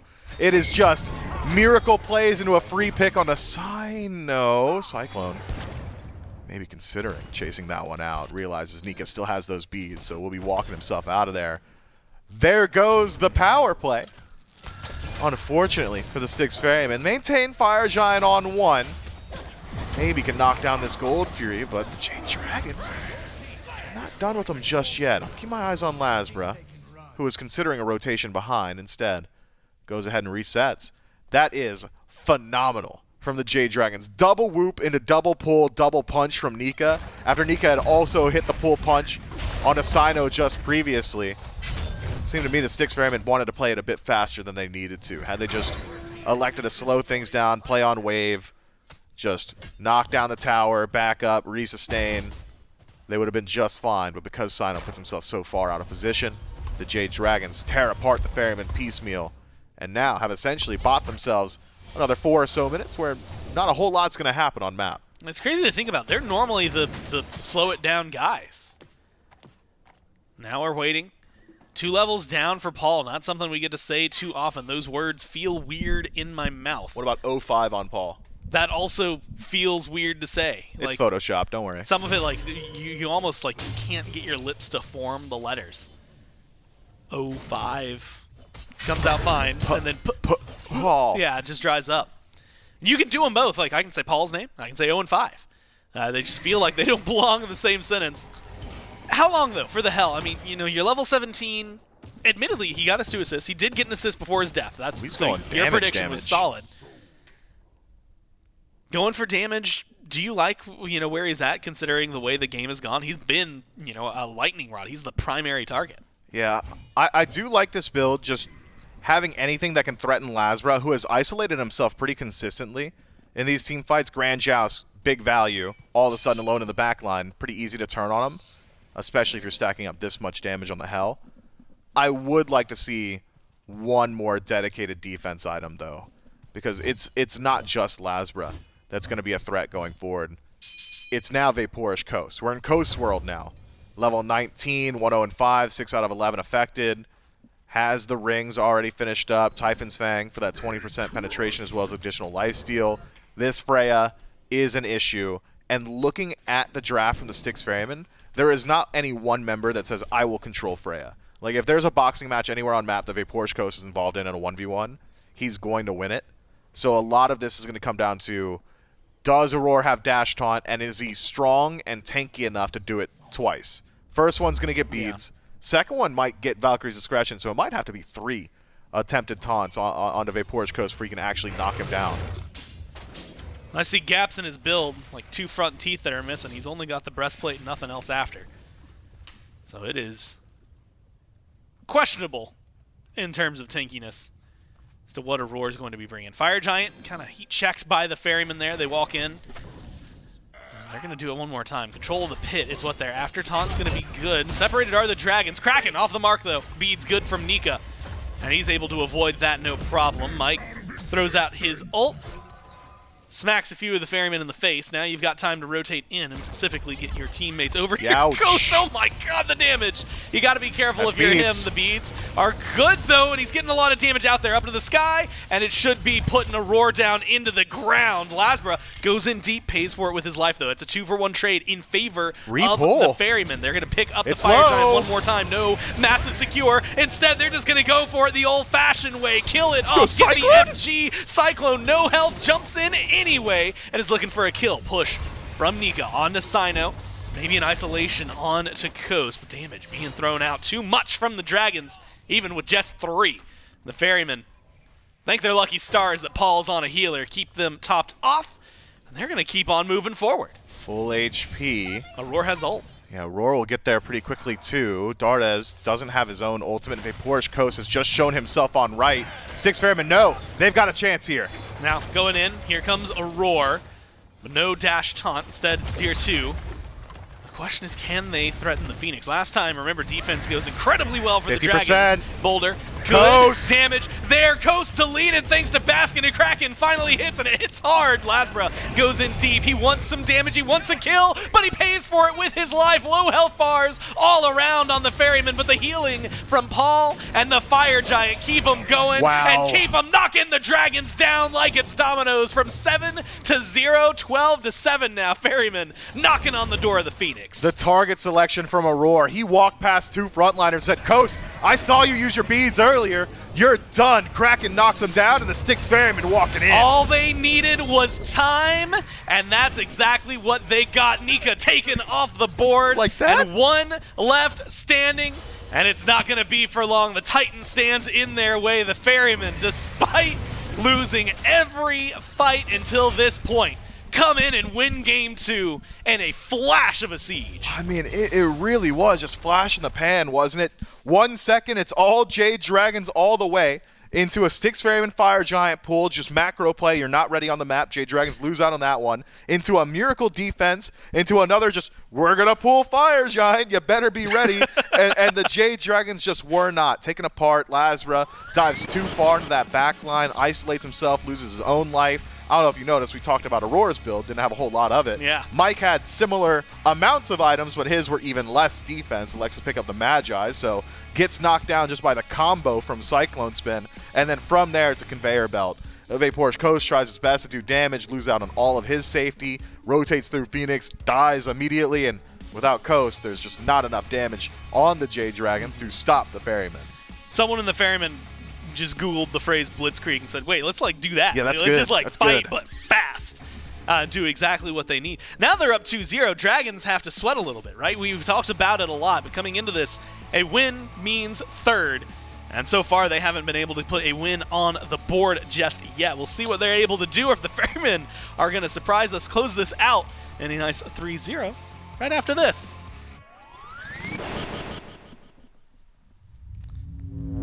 He got it out for me, you know. He's such a lion searching prey. Sweet talking dirty on the floor. Look like an honest copy paste. Swarm around my head, look the way he goes. Buzzing like he thinks that he's my hero. Thinking of taking a break, shutting it down to refresh. Honey, it's all for the better. Oh no, so spit it out to my face. It's okay, I've been busy working late, unrehearsed in my face, like repeating my mistakes. It's alright, it's okay, there is no one else to blame. I'm busy loving myself. I've been prioritizing, and you don't make it on that list. Don't get offended, baby. It's just a self-reviving thrift. Swarm around my head, look the way he goes. Buzzing like he thinks that he's my hero. Thinking of taking a break, shutting it down to refresh. Honey, it's all for the better. Oh no, so spit it out to my face. It's okay, I've been busy working late, unrehearsed in my face, like repeating my mistakes. It's alright, it's okay, there is no one else to blame.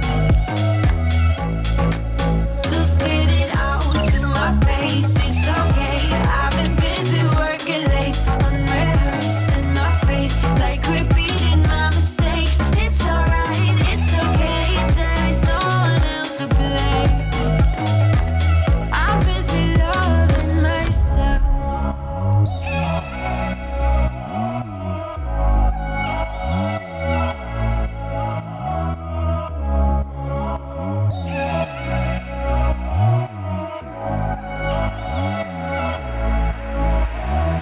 Ooh, yeah. Spinning it out for me, spinning it out for me, baby. Ooh, yeah. So spit it out to my face. It's okay, I've been busy working late, unrehearsed in my face, like repeating my mistakes. It's alright, it's okay, there is no one else to blame. I'm busy loving myself.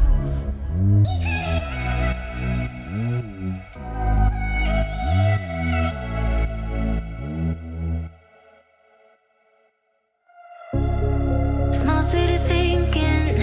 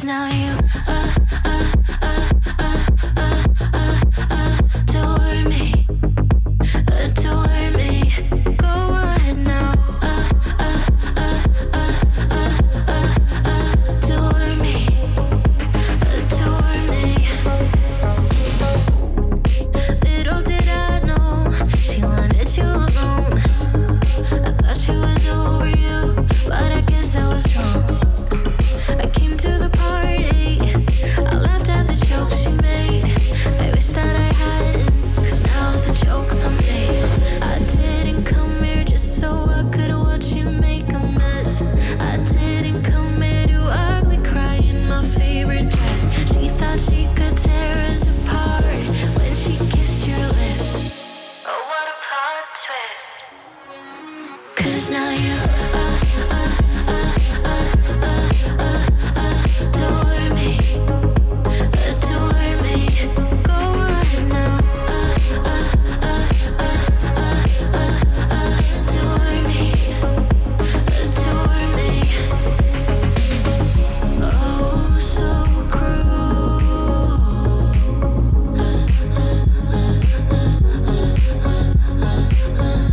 oh, so adore me,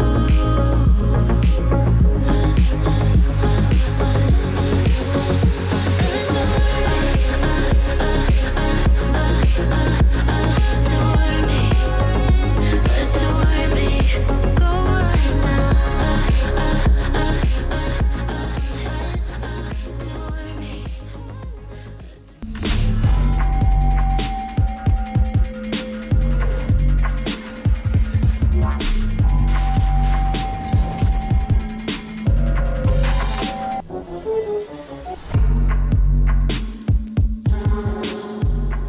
Well, game number 2 ended so quickly, we didn't even get a chance to see the Titans march down. The Styx Ferrymen completely dominating the team fighting portion of this game, or maybe more than anything, dominating the farm, because Bobby, the entire first half of this game, look up, I see, okay, Dragons got another kill, Dragons got another kill, Dragons are up 12-4, that's really cool. I look over, Paul's died 4 or 5 times, Auror's died 4 or 5 times, but the Gold League just kept going over to the Ferrymen every point of the game. Even when the Dragons got a Gold Fury, they were still 1,000 gold down by that point. It just feels like the farm game over anything else was just completely lopsided in the Ferrymen's favor.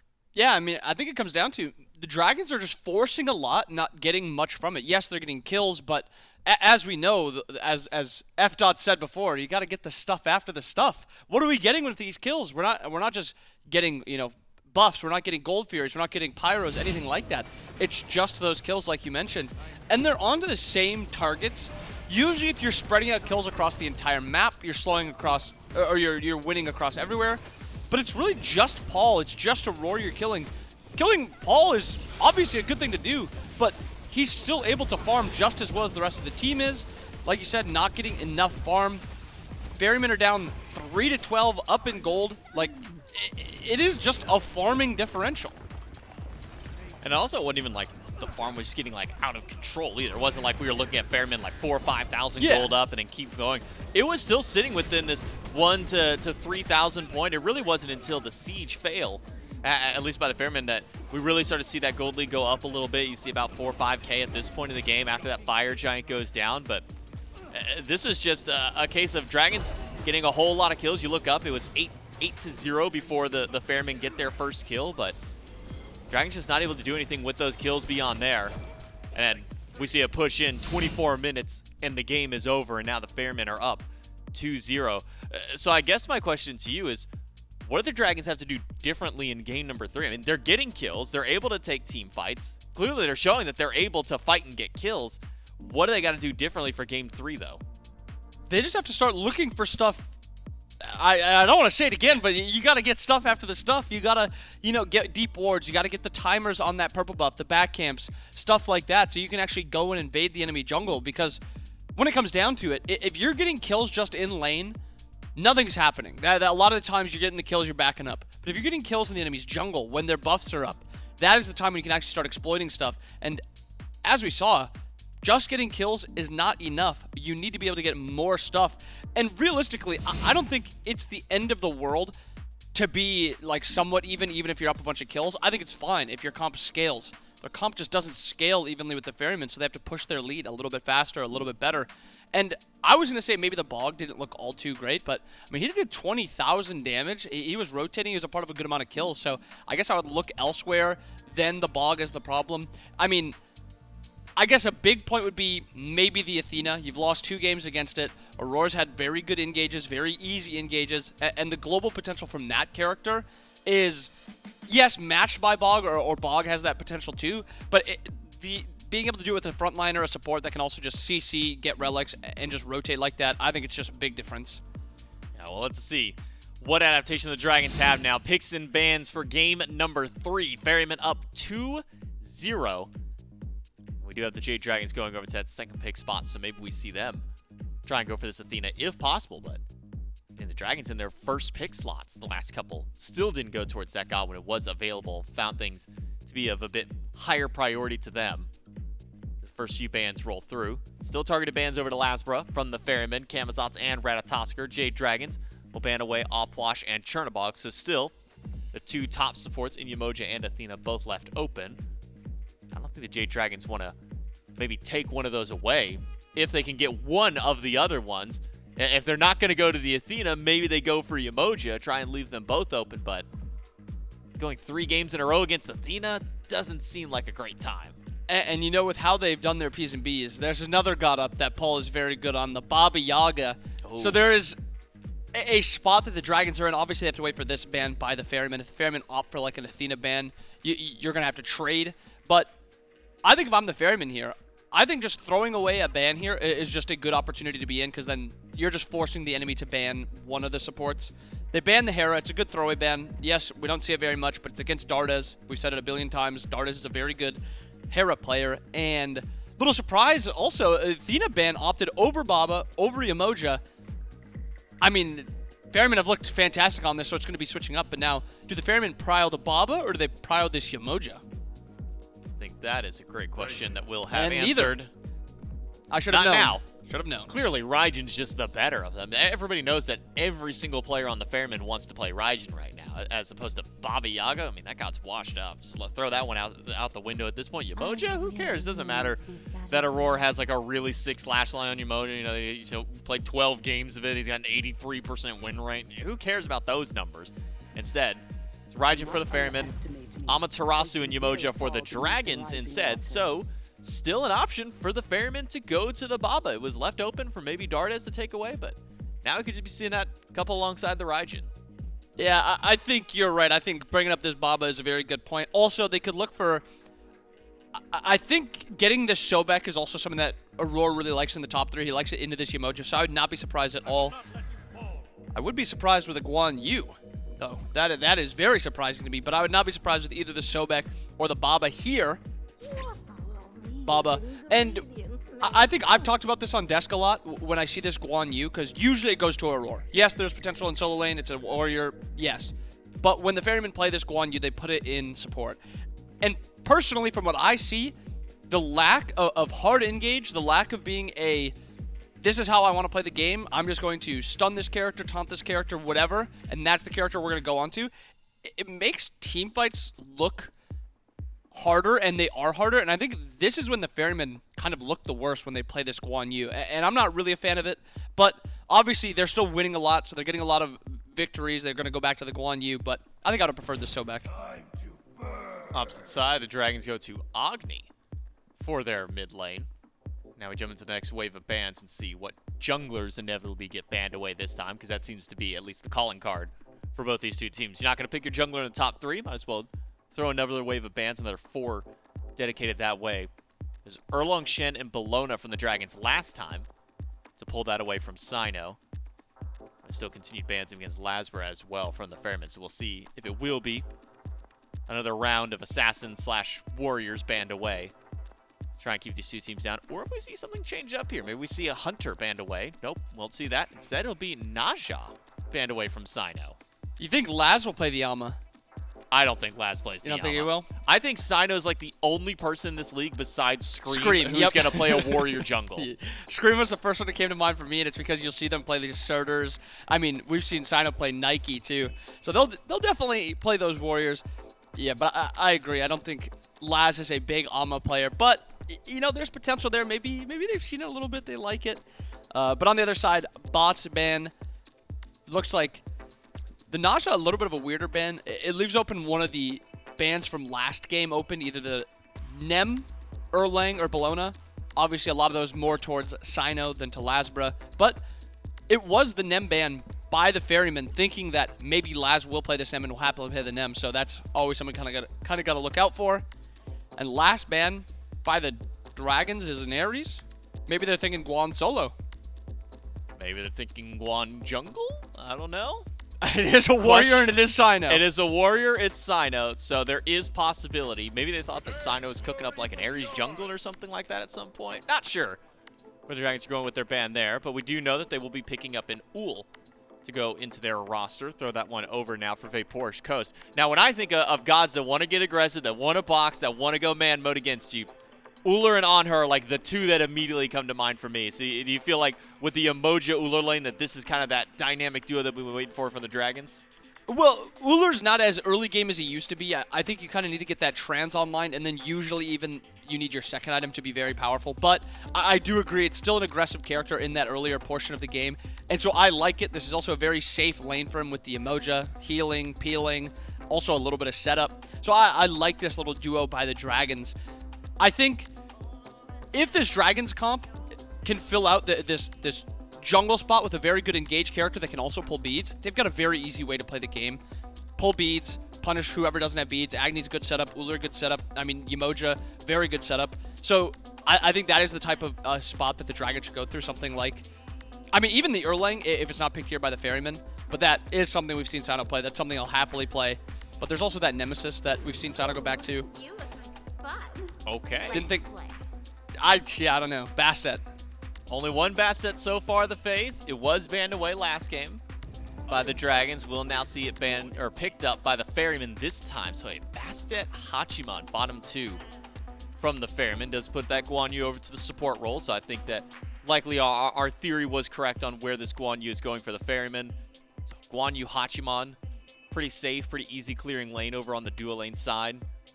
But Bastet, just this god in general, it feels like Bastet is either really good, really strong in the meta, gotta ban, gotta pick it, or you just don't ever touch this god and you just kind of leave her off to the side of the picks you wish you never even thought of having in your mind.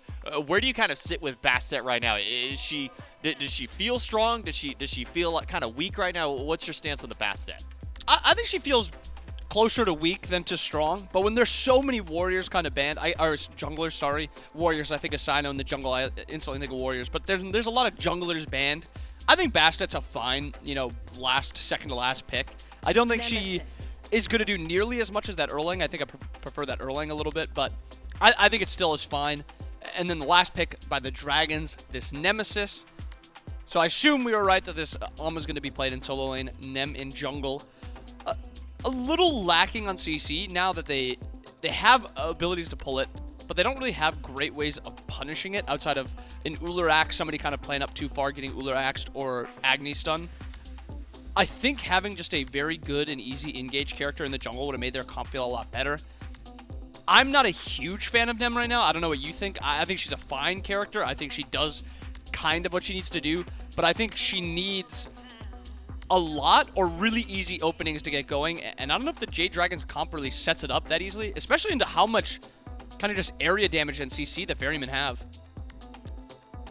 Nemesis over the course of at least this phase so far, it's kind of been a little wish-wash. 60% on the win rate out of the 5 games that have been played. I believe primarily most, if not all of those, under at least Cyno's belt. So seeing it over for LASBRA, maybe a bit of a different pace. I've always kind of been a fan of Nemesis. I think that she in general is a fun character to play.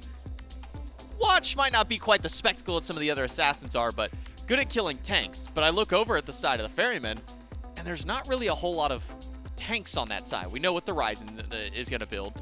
He's going to build 2 defensive items and go full damage beyond there. So maybe you go that way. Is the early game of Nemesis good enough to try and gank some of these maze solos that we so often see over here? Not really. No. I mean, that's not what Nem is really played for. She's played for, as you said, the ability to either 1v1 somebody on the enemy team, which, I mean, she does. She'll be able to 1v1 just about anyone on the Ferryman side, but that's late game. So early portion, she's not going to be really doing too much. Does she have the damage? Not really. Does she have the CC? Not really. I think it's going to be a tough task to ask her to kill in solo lane. But the positive is it is an Amma in solo lane who gives you a lot of extra damage. So even if Nem doesn't have enough, maybe Amma can make up for it. But then you're trying to kill a breastplate Raijin, which is, he's going to be dashing away on a 7-second cooldown. He's also going to be very tanky. Yeah, I mean, I don't really love the pick. Yeah, it might be a bit of a tough one for LASBRA over there. Now remember the implications of this set. Ferrymen, they've already gotten their 1 win. They've got their first seed. They're good to go. Jade Dragons, though, they've got to win out this set, meaning they've got to now reverse sweep the Styx Ferrymen if they want to guarantee their 3rd seed, or If they drop in this one, they have to win in their matchup against the Hounds tomorrow to get their 3rd seed, or the Jade Dragons will miss out on the playoffs and they'll have to wait until the play-ins all the way in January for World Championships. So for the Jade Dragons, a big game here to see if they can start up that momentum for the reverse sweep, or is this one going to be going over to the Styx Ferrymen? Let's jump right into game number 3 with the casters. So much J-Mac and Inbound as we jump into game 3. Ferrymen, Dragons, Gore, Myth, Doug. Everything this set could culminate to might end here, Myth. Depends on how the Dragons play. And you know, something to just kind of touch grand scheme on what J-Mac had said, which, by the way, to maybe facilitate actually this game specifically, 62% still in favor of the Ferrymen, but that is a drastic drop from the over 70% believers we have had up to this point. Maybe it's some people gaming the system trying to get some points, maybe.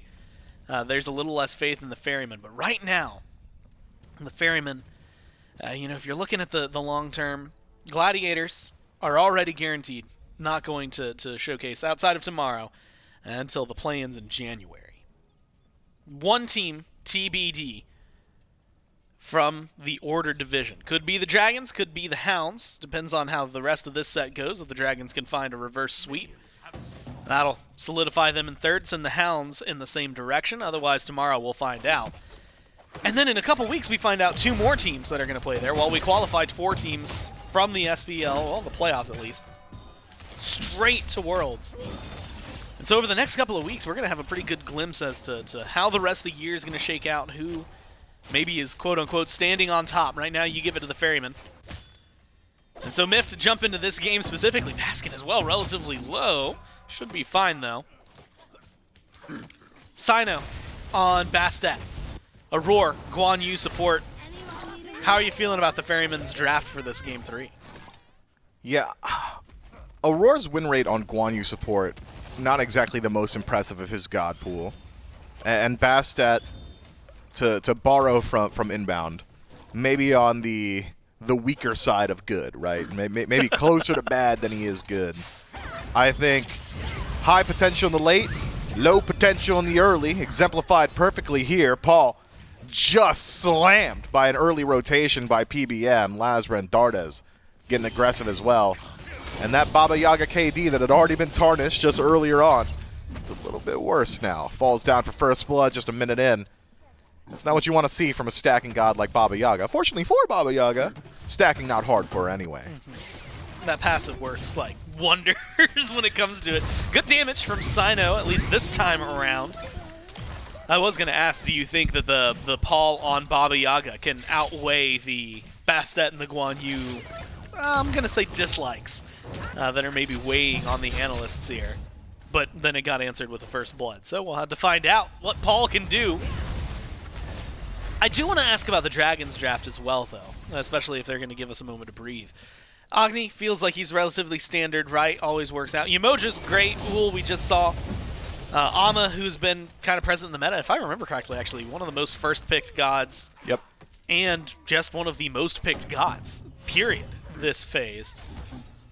Nemesis we don't see too often, but there's not really like a huge detriment to it. It just kind of feels like the Dragons have gone for standard, but like just a couple tiers down from what is quote-unquote the best. I actually don't hate Nemesis into this draft in particular from the Ferrymen.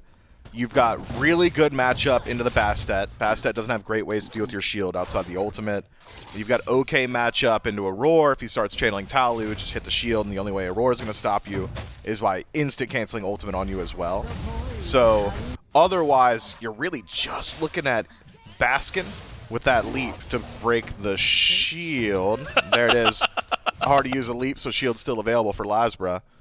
Or maybe if Paul gets lucky, and I mean real lucky, with like a silence on his first ability, could deal with that shield too. So we'll have to see as the game develops. LASBRA might find himself in some real opportune positions, could find himself falling down to some lucky pickups from Paul. Otherwise, though, I think still has good ability to dive, does have the ability to all in on these mages that will make themselves easy targets once they do decide to go into the ultimate. Home sweet home. A little bit more difficult to lock down, but shredding some defense going to be pretty valuable. Baskin, I think, really the one that's going to suffer. Go into that Tycho drum, get an M ultimate on your head, and then trust that VaporishCoast and Dardez have the long-range damage to secure the kill. CycloneSpin looked for the EI Jutsu stun, but won't find it. Instead, Nika over on right gets the damage done on Baskin and knocks him down under the tier 1. And right after, Baskin was looking for a blue buff invade and maybe trying to turn that on its head. Now, Dragons 2 kills to 0, though Mifflin, I will say. We've been here. Yeah, we've been here. We've seen 7 to 0 get changed real fast. But do the Ferrymen, you know what? This is way too early to ask this question, but I'm going to ask it anyway. Do they have that kind of late game potential like they had last game? Like if we end up in a 7-0, gold lead, experience lead for the Dragons, is it the same kind of, okay, late game though for the Ferrymen to bolster up and just turn things around? I mean, just a Raijin and a Baba Yaga on its own might be enough for me to say, yeah, they got a lot of late game. Otherwise, Bastet is also a late game scaler. You're not picking Bastet for her first 3-item power spike. You're picking her for when Pounce does 800 damage and Claws does 800 damage, and you're just going back and forth over walls. So the only issue I could see for the Ferrymen, and it's something I've been bringing up with a lot of these drafts, especially since the mage solo meta has developed, is ease of initiation and whether or not the Styx Ferrymen have got it. Up until this point, they've had it just because Athena existed. Yeah. Dash Taunt was going to do it for you every single time.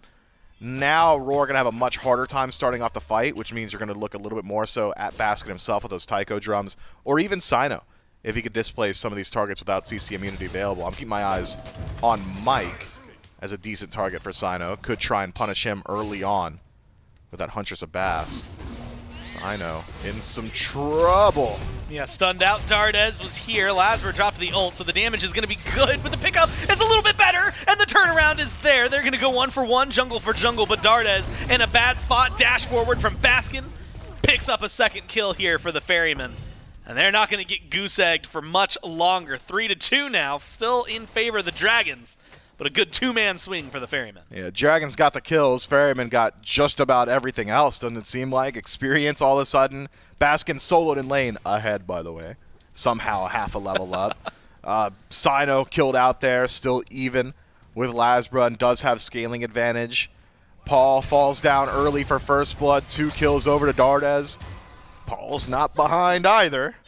Styx Ferrymen doing a great job farming up on map. And Jade Dragons get a bit over-aggressive on the right-hand side, punished by a nice rotation. Love what we saw from Cyno there. Well, I'm dead, but I'm going to bring you down with me.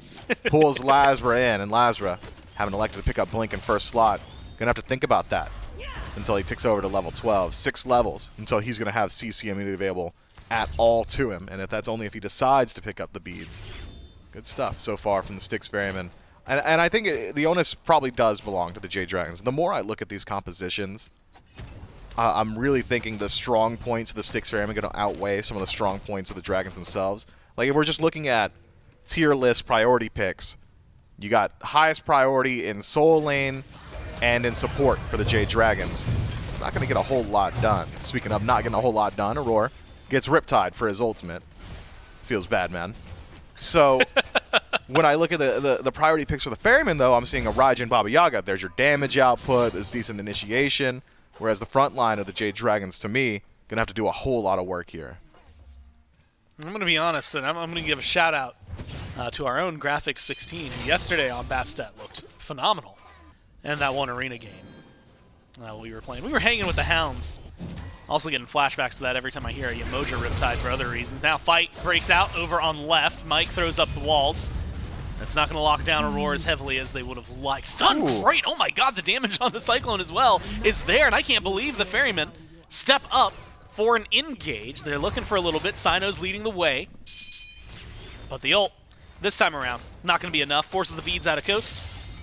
Shield buff. Stripped away by LASBRA. And so a good little back and forth, all in favor of the Dragons. It is, and the Dragons keeping up their presence. CycloneSpin and Aror struggling to maintain some presence here. Paul avoids the damage from Dardez's dash and returns plenty through the ultimate. Wants this. He's got it. But Hasn't got it. Oh, the cooldowns, man. The dash good from Dardez. I'm keeping my eyes. No, Paul goes for mid camps. Now fight is on. Stun. Good from Aror. Coast is the target. Cyno's here. Leap forward. Not going to connect. Great Riptide from Mike, but they have the dash. They've got the damage. And they've got the job done. It's a kill on the Coast. Man, great damage output from the Styx Ferrymen there. Just know their spots perfectly. Aror goes in, and I thought Coast had secured his life. Trade stun. The second Aror cancels cavalry charge. VaporishCoast lands the axe stun on a Cyno, preventing a lot of that damage follow-up. But has to leap away, and Cyno played around that perfectly. Holds on to his own leap, chased him down, connects the claws, and CycloneSpin hops on Epona himself, turns that corner. Makes it look easy, and the Styx Ferrymen fighting back much earlier here in Game 3.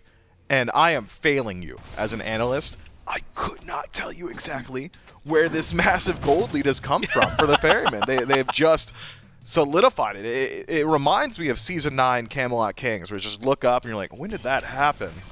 Especially considering most of that neutral farm has been either trading even or going over to the Jade Dragons. Shield buff was just stolen recently.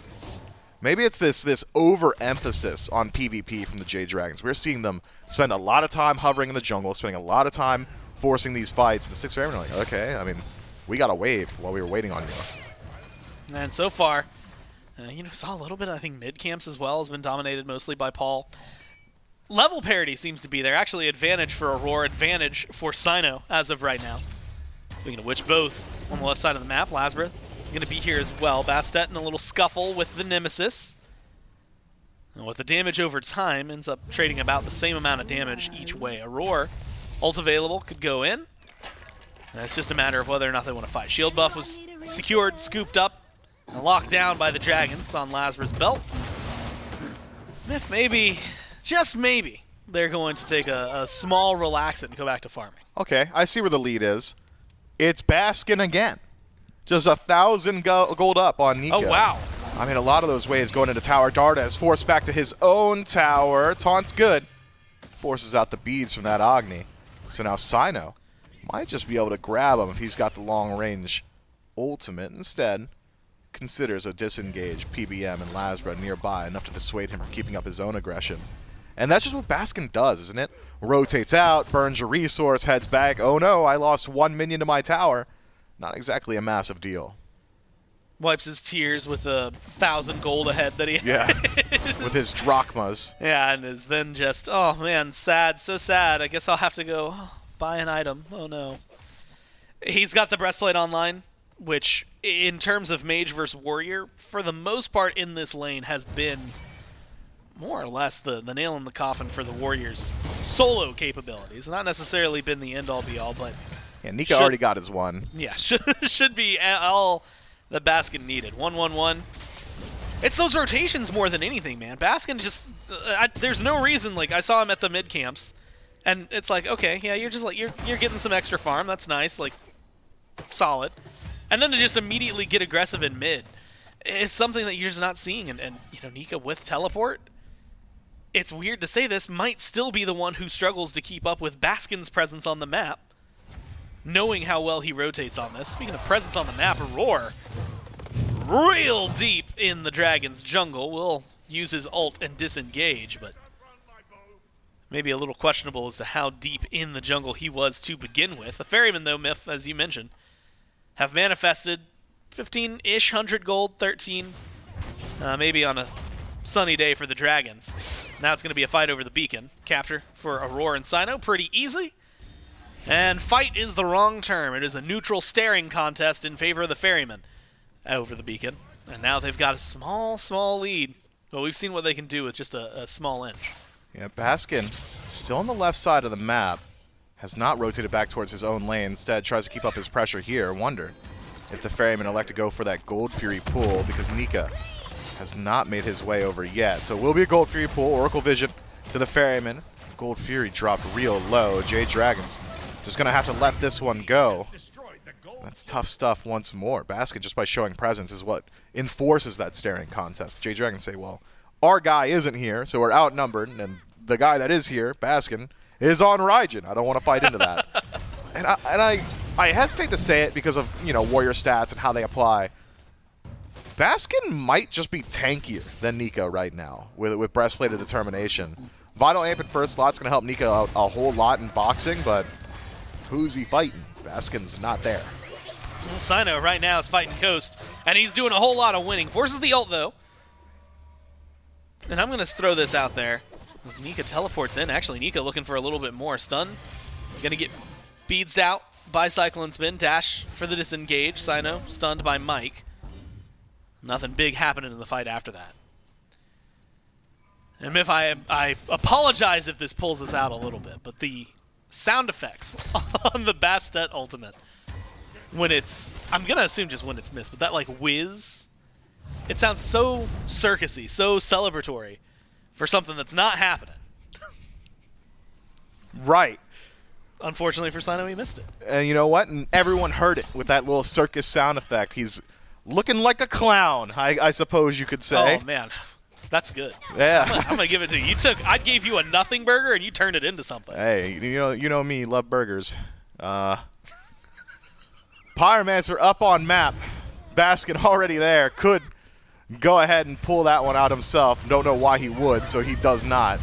And it is a return to neutral once more. Jade Dragons really struggling to figure out where they want to put some of that aggression. I mean, even there, outnumbered in mid, Paul says, okay, I will simply drop Dardez to half. With all that, though, it's the Jade Dragons on Pyromancer first. And a slow burn at that. Paul steps up. No. Will get stunned out. No. Wait, what? He takes that? Yeah. No! He's stunned! No! Yeah, it was probably like a 5 red pot potion. Here's the thing, RNG, Paul's got it. I'm at a loss for words. Now Cyno, with that root, is going to get out of there. Paul and his house, guess Stay what? back. He's going to get out of there. And even though it's 3-3, no crazy kills happen. A steal on the Pyromancer for the Ferrymen. Goodness, you guys wouldn't, right? It's topsy-turvy day already. And unfortunately for the Dragons, everything they do gets where flipped is on its head. Cyclone? Aggressive, playing at their tier 2 when he can. The Ferrymen have no respect for any line of scrimmage right now. They're just playing where they want. And you're allowed to do it because Paul's now, 13 stacks in a prophetic, full stacked on Book of Thought. He's actually tanky right now. Nika wants to stop the back, successful in doing so. Has prevented Paul from resetting, but take a peek at it. It is astounding what Baskin has been able to accomplish considering how little time he has spent in his own lane.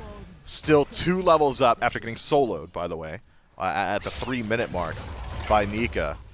This Raijin is just infinite value.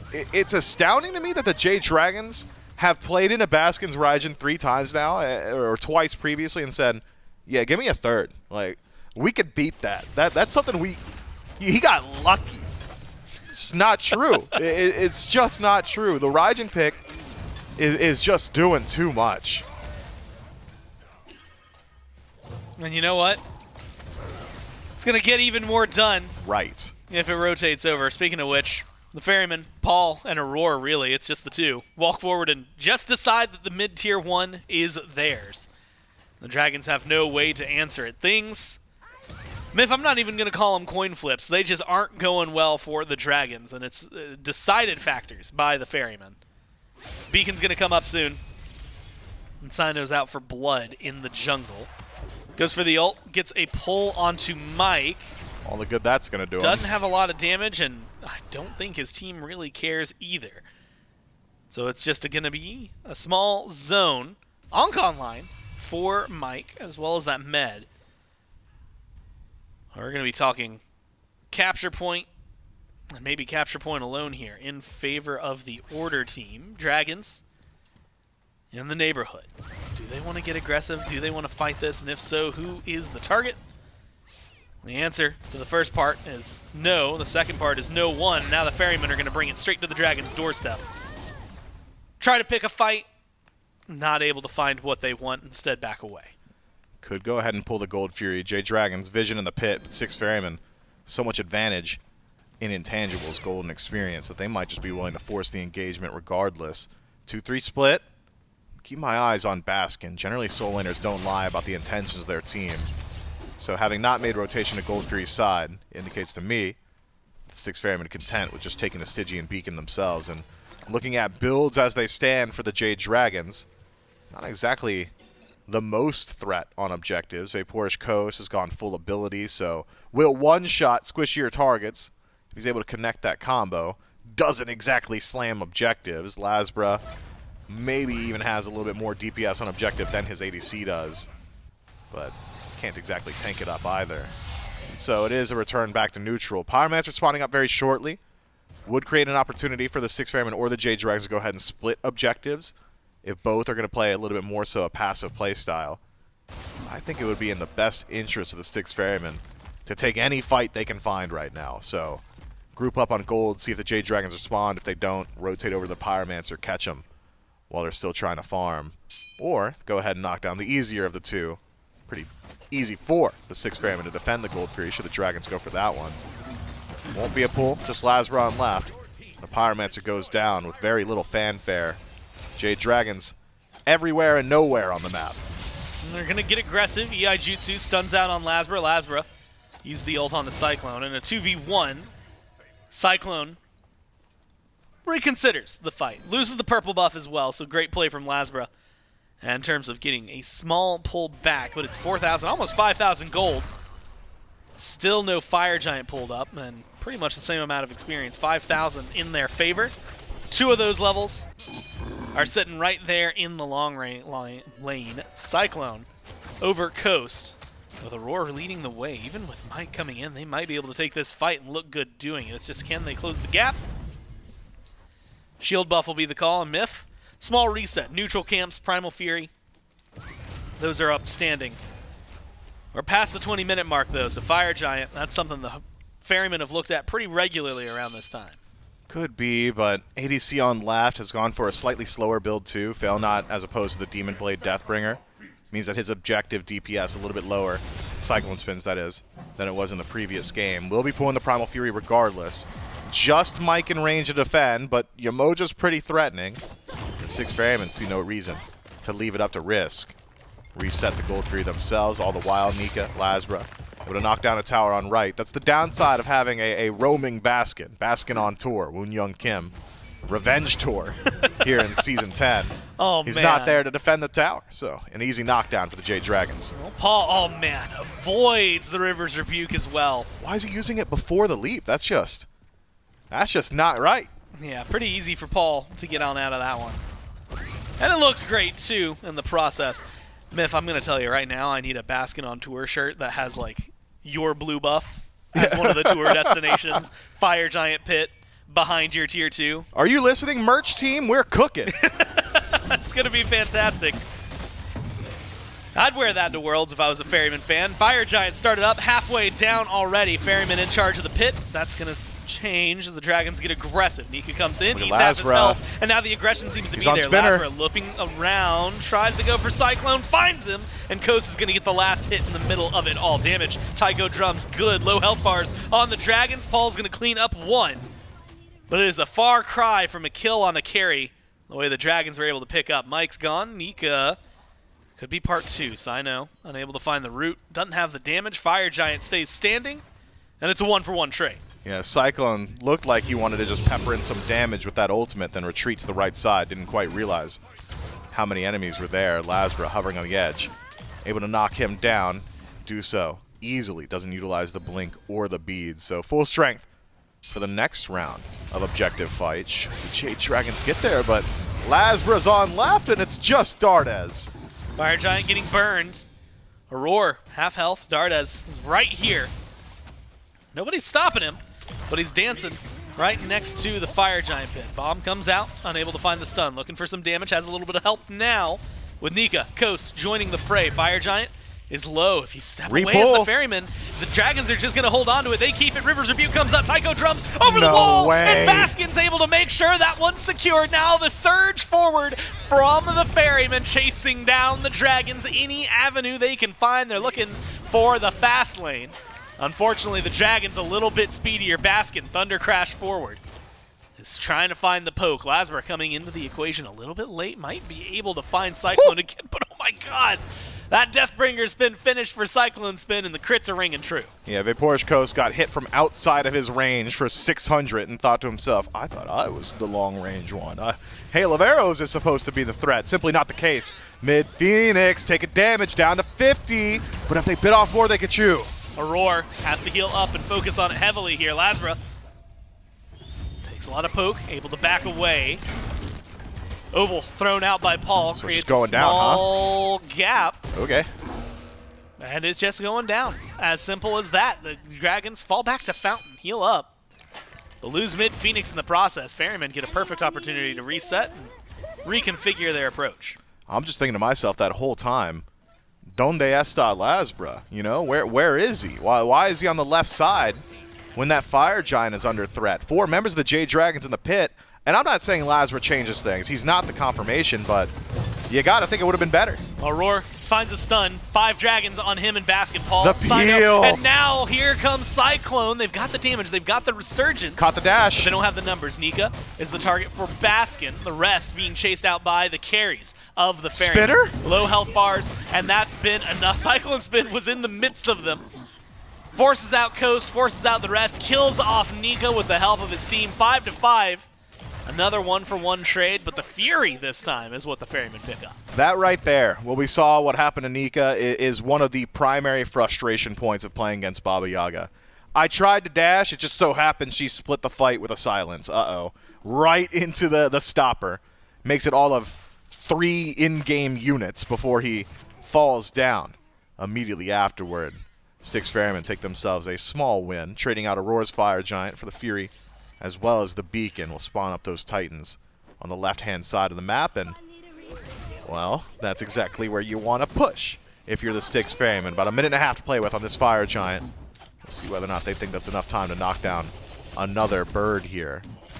Keep my eyes on CycloneSpin, too. He's gone unchecked in a lot of these team fights, and damage output is just ridiculous. Haven't seen the same level from VaporishCoast. Coast, of course, near the top of the damage charts, but it just feels like the impact CycloneSpin has had in the last few team fights just much higher.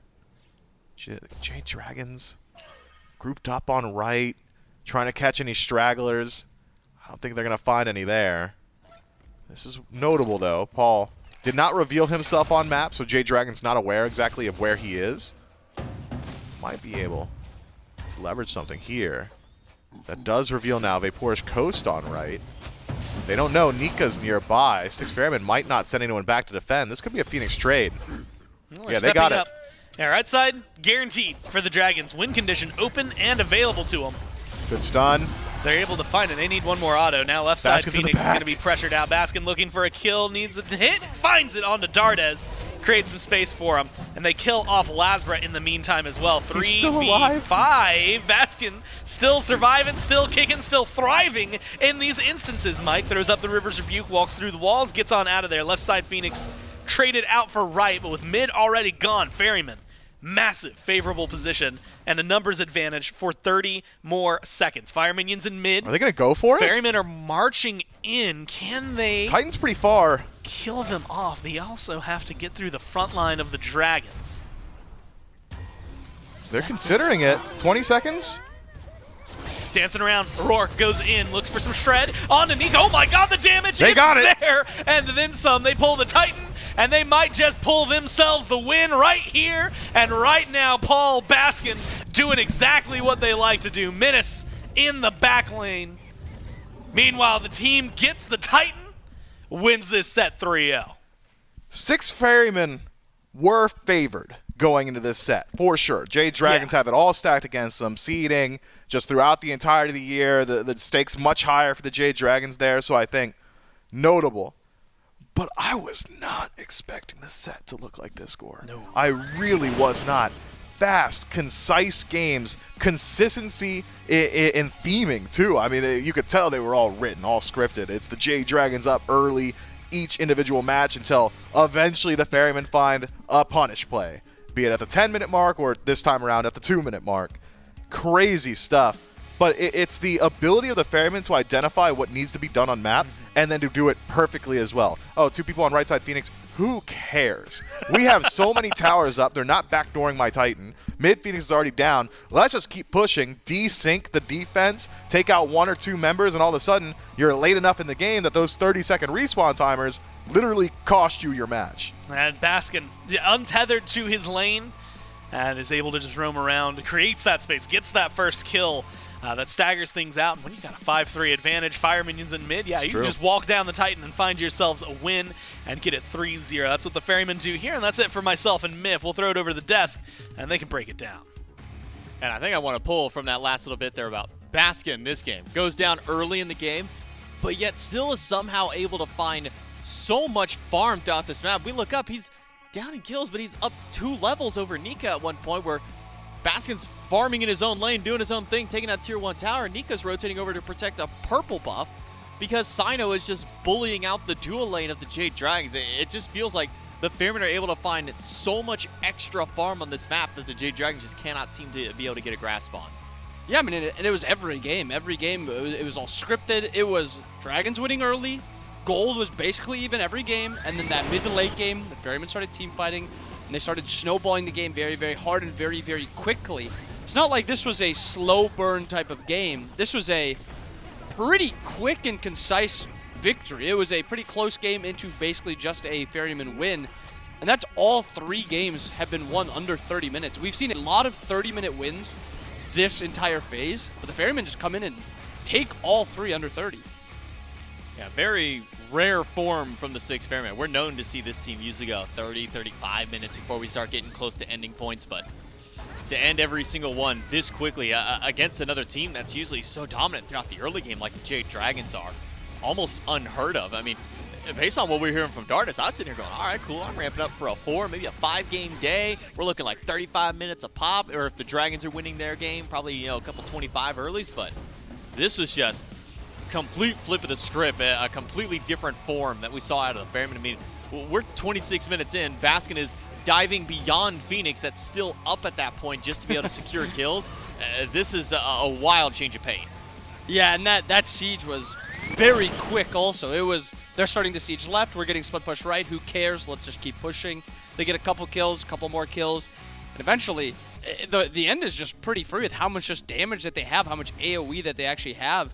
I mean, across the board, I mean, 19, 15, 20, 15,000 on this side. That's just 4 characters doing a bunch of damage. Doesn't matter that Aror did 2,000. He's still healing, keep everybody up. He's got the Fae Bless to give a bunch of shields. It is a little weird to see a number that low, but I mean, he did what he needed to do. I mean, he put up, you know, 8.2 thousand healing, and he effectively nullified everything that LASBRA had done, or Nika. Basically, any one of those 2 players had none of their damage throughout that game just because of how much that Aurora was able to offer on this Guan Yu. And while it may not have been the flashiest of Guan Yu plays, still end up working out. And the Styx Ferrymen are able to get themselves a 3-0 to take down the Jade Dragons, guarantee themselves that first seed, and we get a chance to talk to Aror, who's standing by for our post-game interview with Goremizer. That's right, I got Aror standing by. And I'm actually going to ask you, because, like, you know, we were even saying it felt kind of like a weird pace, you know, a lot of the early game Dragons oriented, and then anytime there was a grouping, or if Baskin just decided he didn't want to stay in his lane anymore, that's when the tides shifted. But game 2 is the one that stands out to me, because it feels like, you know, early on you guys were fighting a lot but not able to get kills. Then the Dragons just slammed down 7 in a row with no answer. Fire Giant, you guys have no kills on the board. Gold's kind of even but still favoring them. Like, how did you know you could take that fight and be successful? Which fight? To get your Fire Giant in game 2. Giant? I mean, I just play Poseidon a lot myself in rank, so I love pulling fire. That's just the special, I guess. And that's, I'll be honest, it blew my mind that we saw Poseidon, and it took a little while, but it got there, and it got the job done. This was a really big set for y'all, right? Just to make sure, like, you win the one game, that guarantees that you're first seed. Now you are first seed, and so overall, how is it, you know, knowing that you're going towards playoff, being the top seed? Does that change anything? I think, like, for your future. I mean, it's cool to get first seed. I'm excited, but I definitely want to do well at playoffs and just keep the momentum going. And it was a weird set. I was surprised. I thought that after they killed us in lane in the first game and kind of wrecked us, that it was going to be like a long game. But then it was just interesting. I don't know what happened, but we actually, I guess we got carried or something. I don't know. It was weird. I was like, oh, yeah, we got double killed in dual lane in the game. It didn't feel like they pressured us that much after that. So, but yeah, first seed's cool. I'm happy. I mean, it's like whatever. Yeah. I'm just excited for playoffs and everything else after that. You know, last time, because at the end of phase 1 regular season, I think you had like tiebreakers with the Hounds and stuff to like figure out who's going to be 3rd seed, 4th seed, things like that. does like being unequivocally first or having to fight, does that change like y'all's approach to the postseason? I don't think so. I feel like we've just improved since the beginning of the year, and just every step that we've took this year has made us better as a team. And I mean, I think like the stuff we went through in the first phase really was beneficial for us for this phase. And I don't know, we've been playing well, and it's going to continue, and I'm happy that we're doing it. Well, it's been fun to watch, and I'm excited to see more of it at playoffs. Congratulations on the 3-0 win, man. Good luck in the future. Thanks for your time, and we'll throw it back to the desk. That's right. With a win here for the Ferrymen, they guarantee themselves first seed in the playoffs for their division, which means we won't see the Ferrymen again until that playoffs in just a couple of weeks. And I do believe they get a first-round bye, being in that first seed for themselves. A 3-0 for the Styx Ferrymen to start out our weekend. And to make no mistake, there weren't any matches yesterday that you missed. It is just today and tomorrow, 2 games apiece. We had the Styx Ferrymen with already their first win. We move into our second match, will be the Warriors and the Kings, which means now for the Jade Dragons, tomorrow's match is a must-win for them if they want to hold on to 3rd seed. For the Hounds, it's a must-win if they want to make it to playoffs and not have to wait until the last chance qualifier all the way in January. So the now new match of the week, now the new biggest match, is going to be that one tomorrow morning. So make sure you are tuning in at 11 a.m. then, but also be sticking around for these Oni Warrior matchups. See if the Warriors can continue their push up. Currently, I believe 6-2 in the standings for themselves. Again, for the Chaos division, nothing's really going to change up as far as their standings are concerned. Everybody's kind of locked in place right now. It is just that 3rd, 4th seed on the order side that is still up for grabs between the Dragons and the Hounds. And we actually blessed you with 2 Game of the Weeks this week with this first one right now. Maybe didn't live up to the hype as much as we expected, but now the first game tomorrow, as you said, is our new Game of the Week, and you're battling for that 3rd slot, and very important set. But before then, as you said, we're going to watch the Warriors. Their last 2 games, and this is not meaning anything for the actual division, but you want to head into this playoffs. You want to head in hot, so you're going to expect a lot from the Warriors. Maybe they test a little bit, but they're still going to be wanting to win. Yeah, never want to lose. I think that's always the key. Even in matches that don't hold any real bearings on the standings, you still want to try and find that win for yourself. I think the Camelot Kings also want to try and find some big momentum for themselves moving towards playoffs, being able to make it in there in that 3rd seed, means they're going to have to fight just an extra little bit harder in order to try and get themselves to that playoffs, because only 6 teams go to the playoffs, and then from playoffs, only 4 teams will qualify to Worlds. The other 2 have to wait until that last chance qualifier when we get the SCC teams in, the SOC teams a little bit later, to try and battle out to see then which 4 of them and then the 4 of the SPL teams kind of get that chance to then qualify to the Worlds in January. But that's it for our first set of the day. Make sure you stick around, because after this break, we got the Oni Warriors and the Camelot Kings standing off.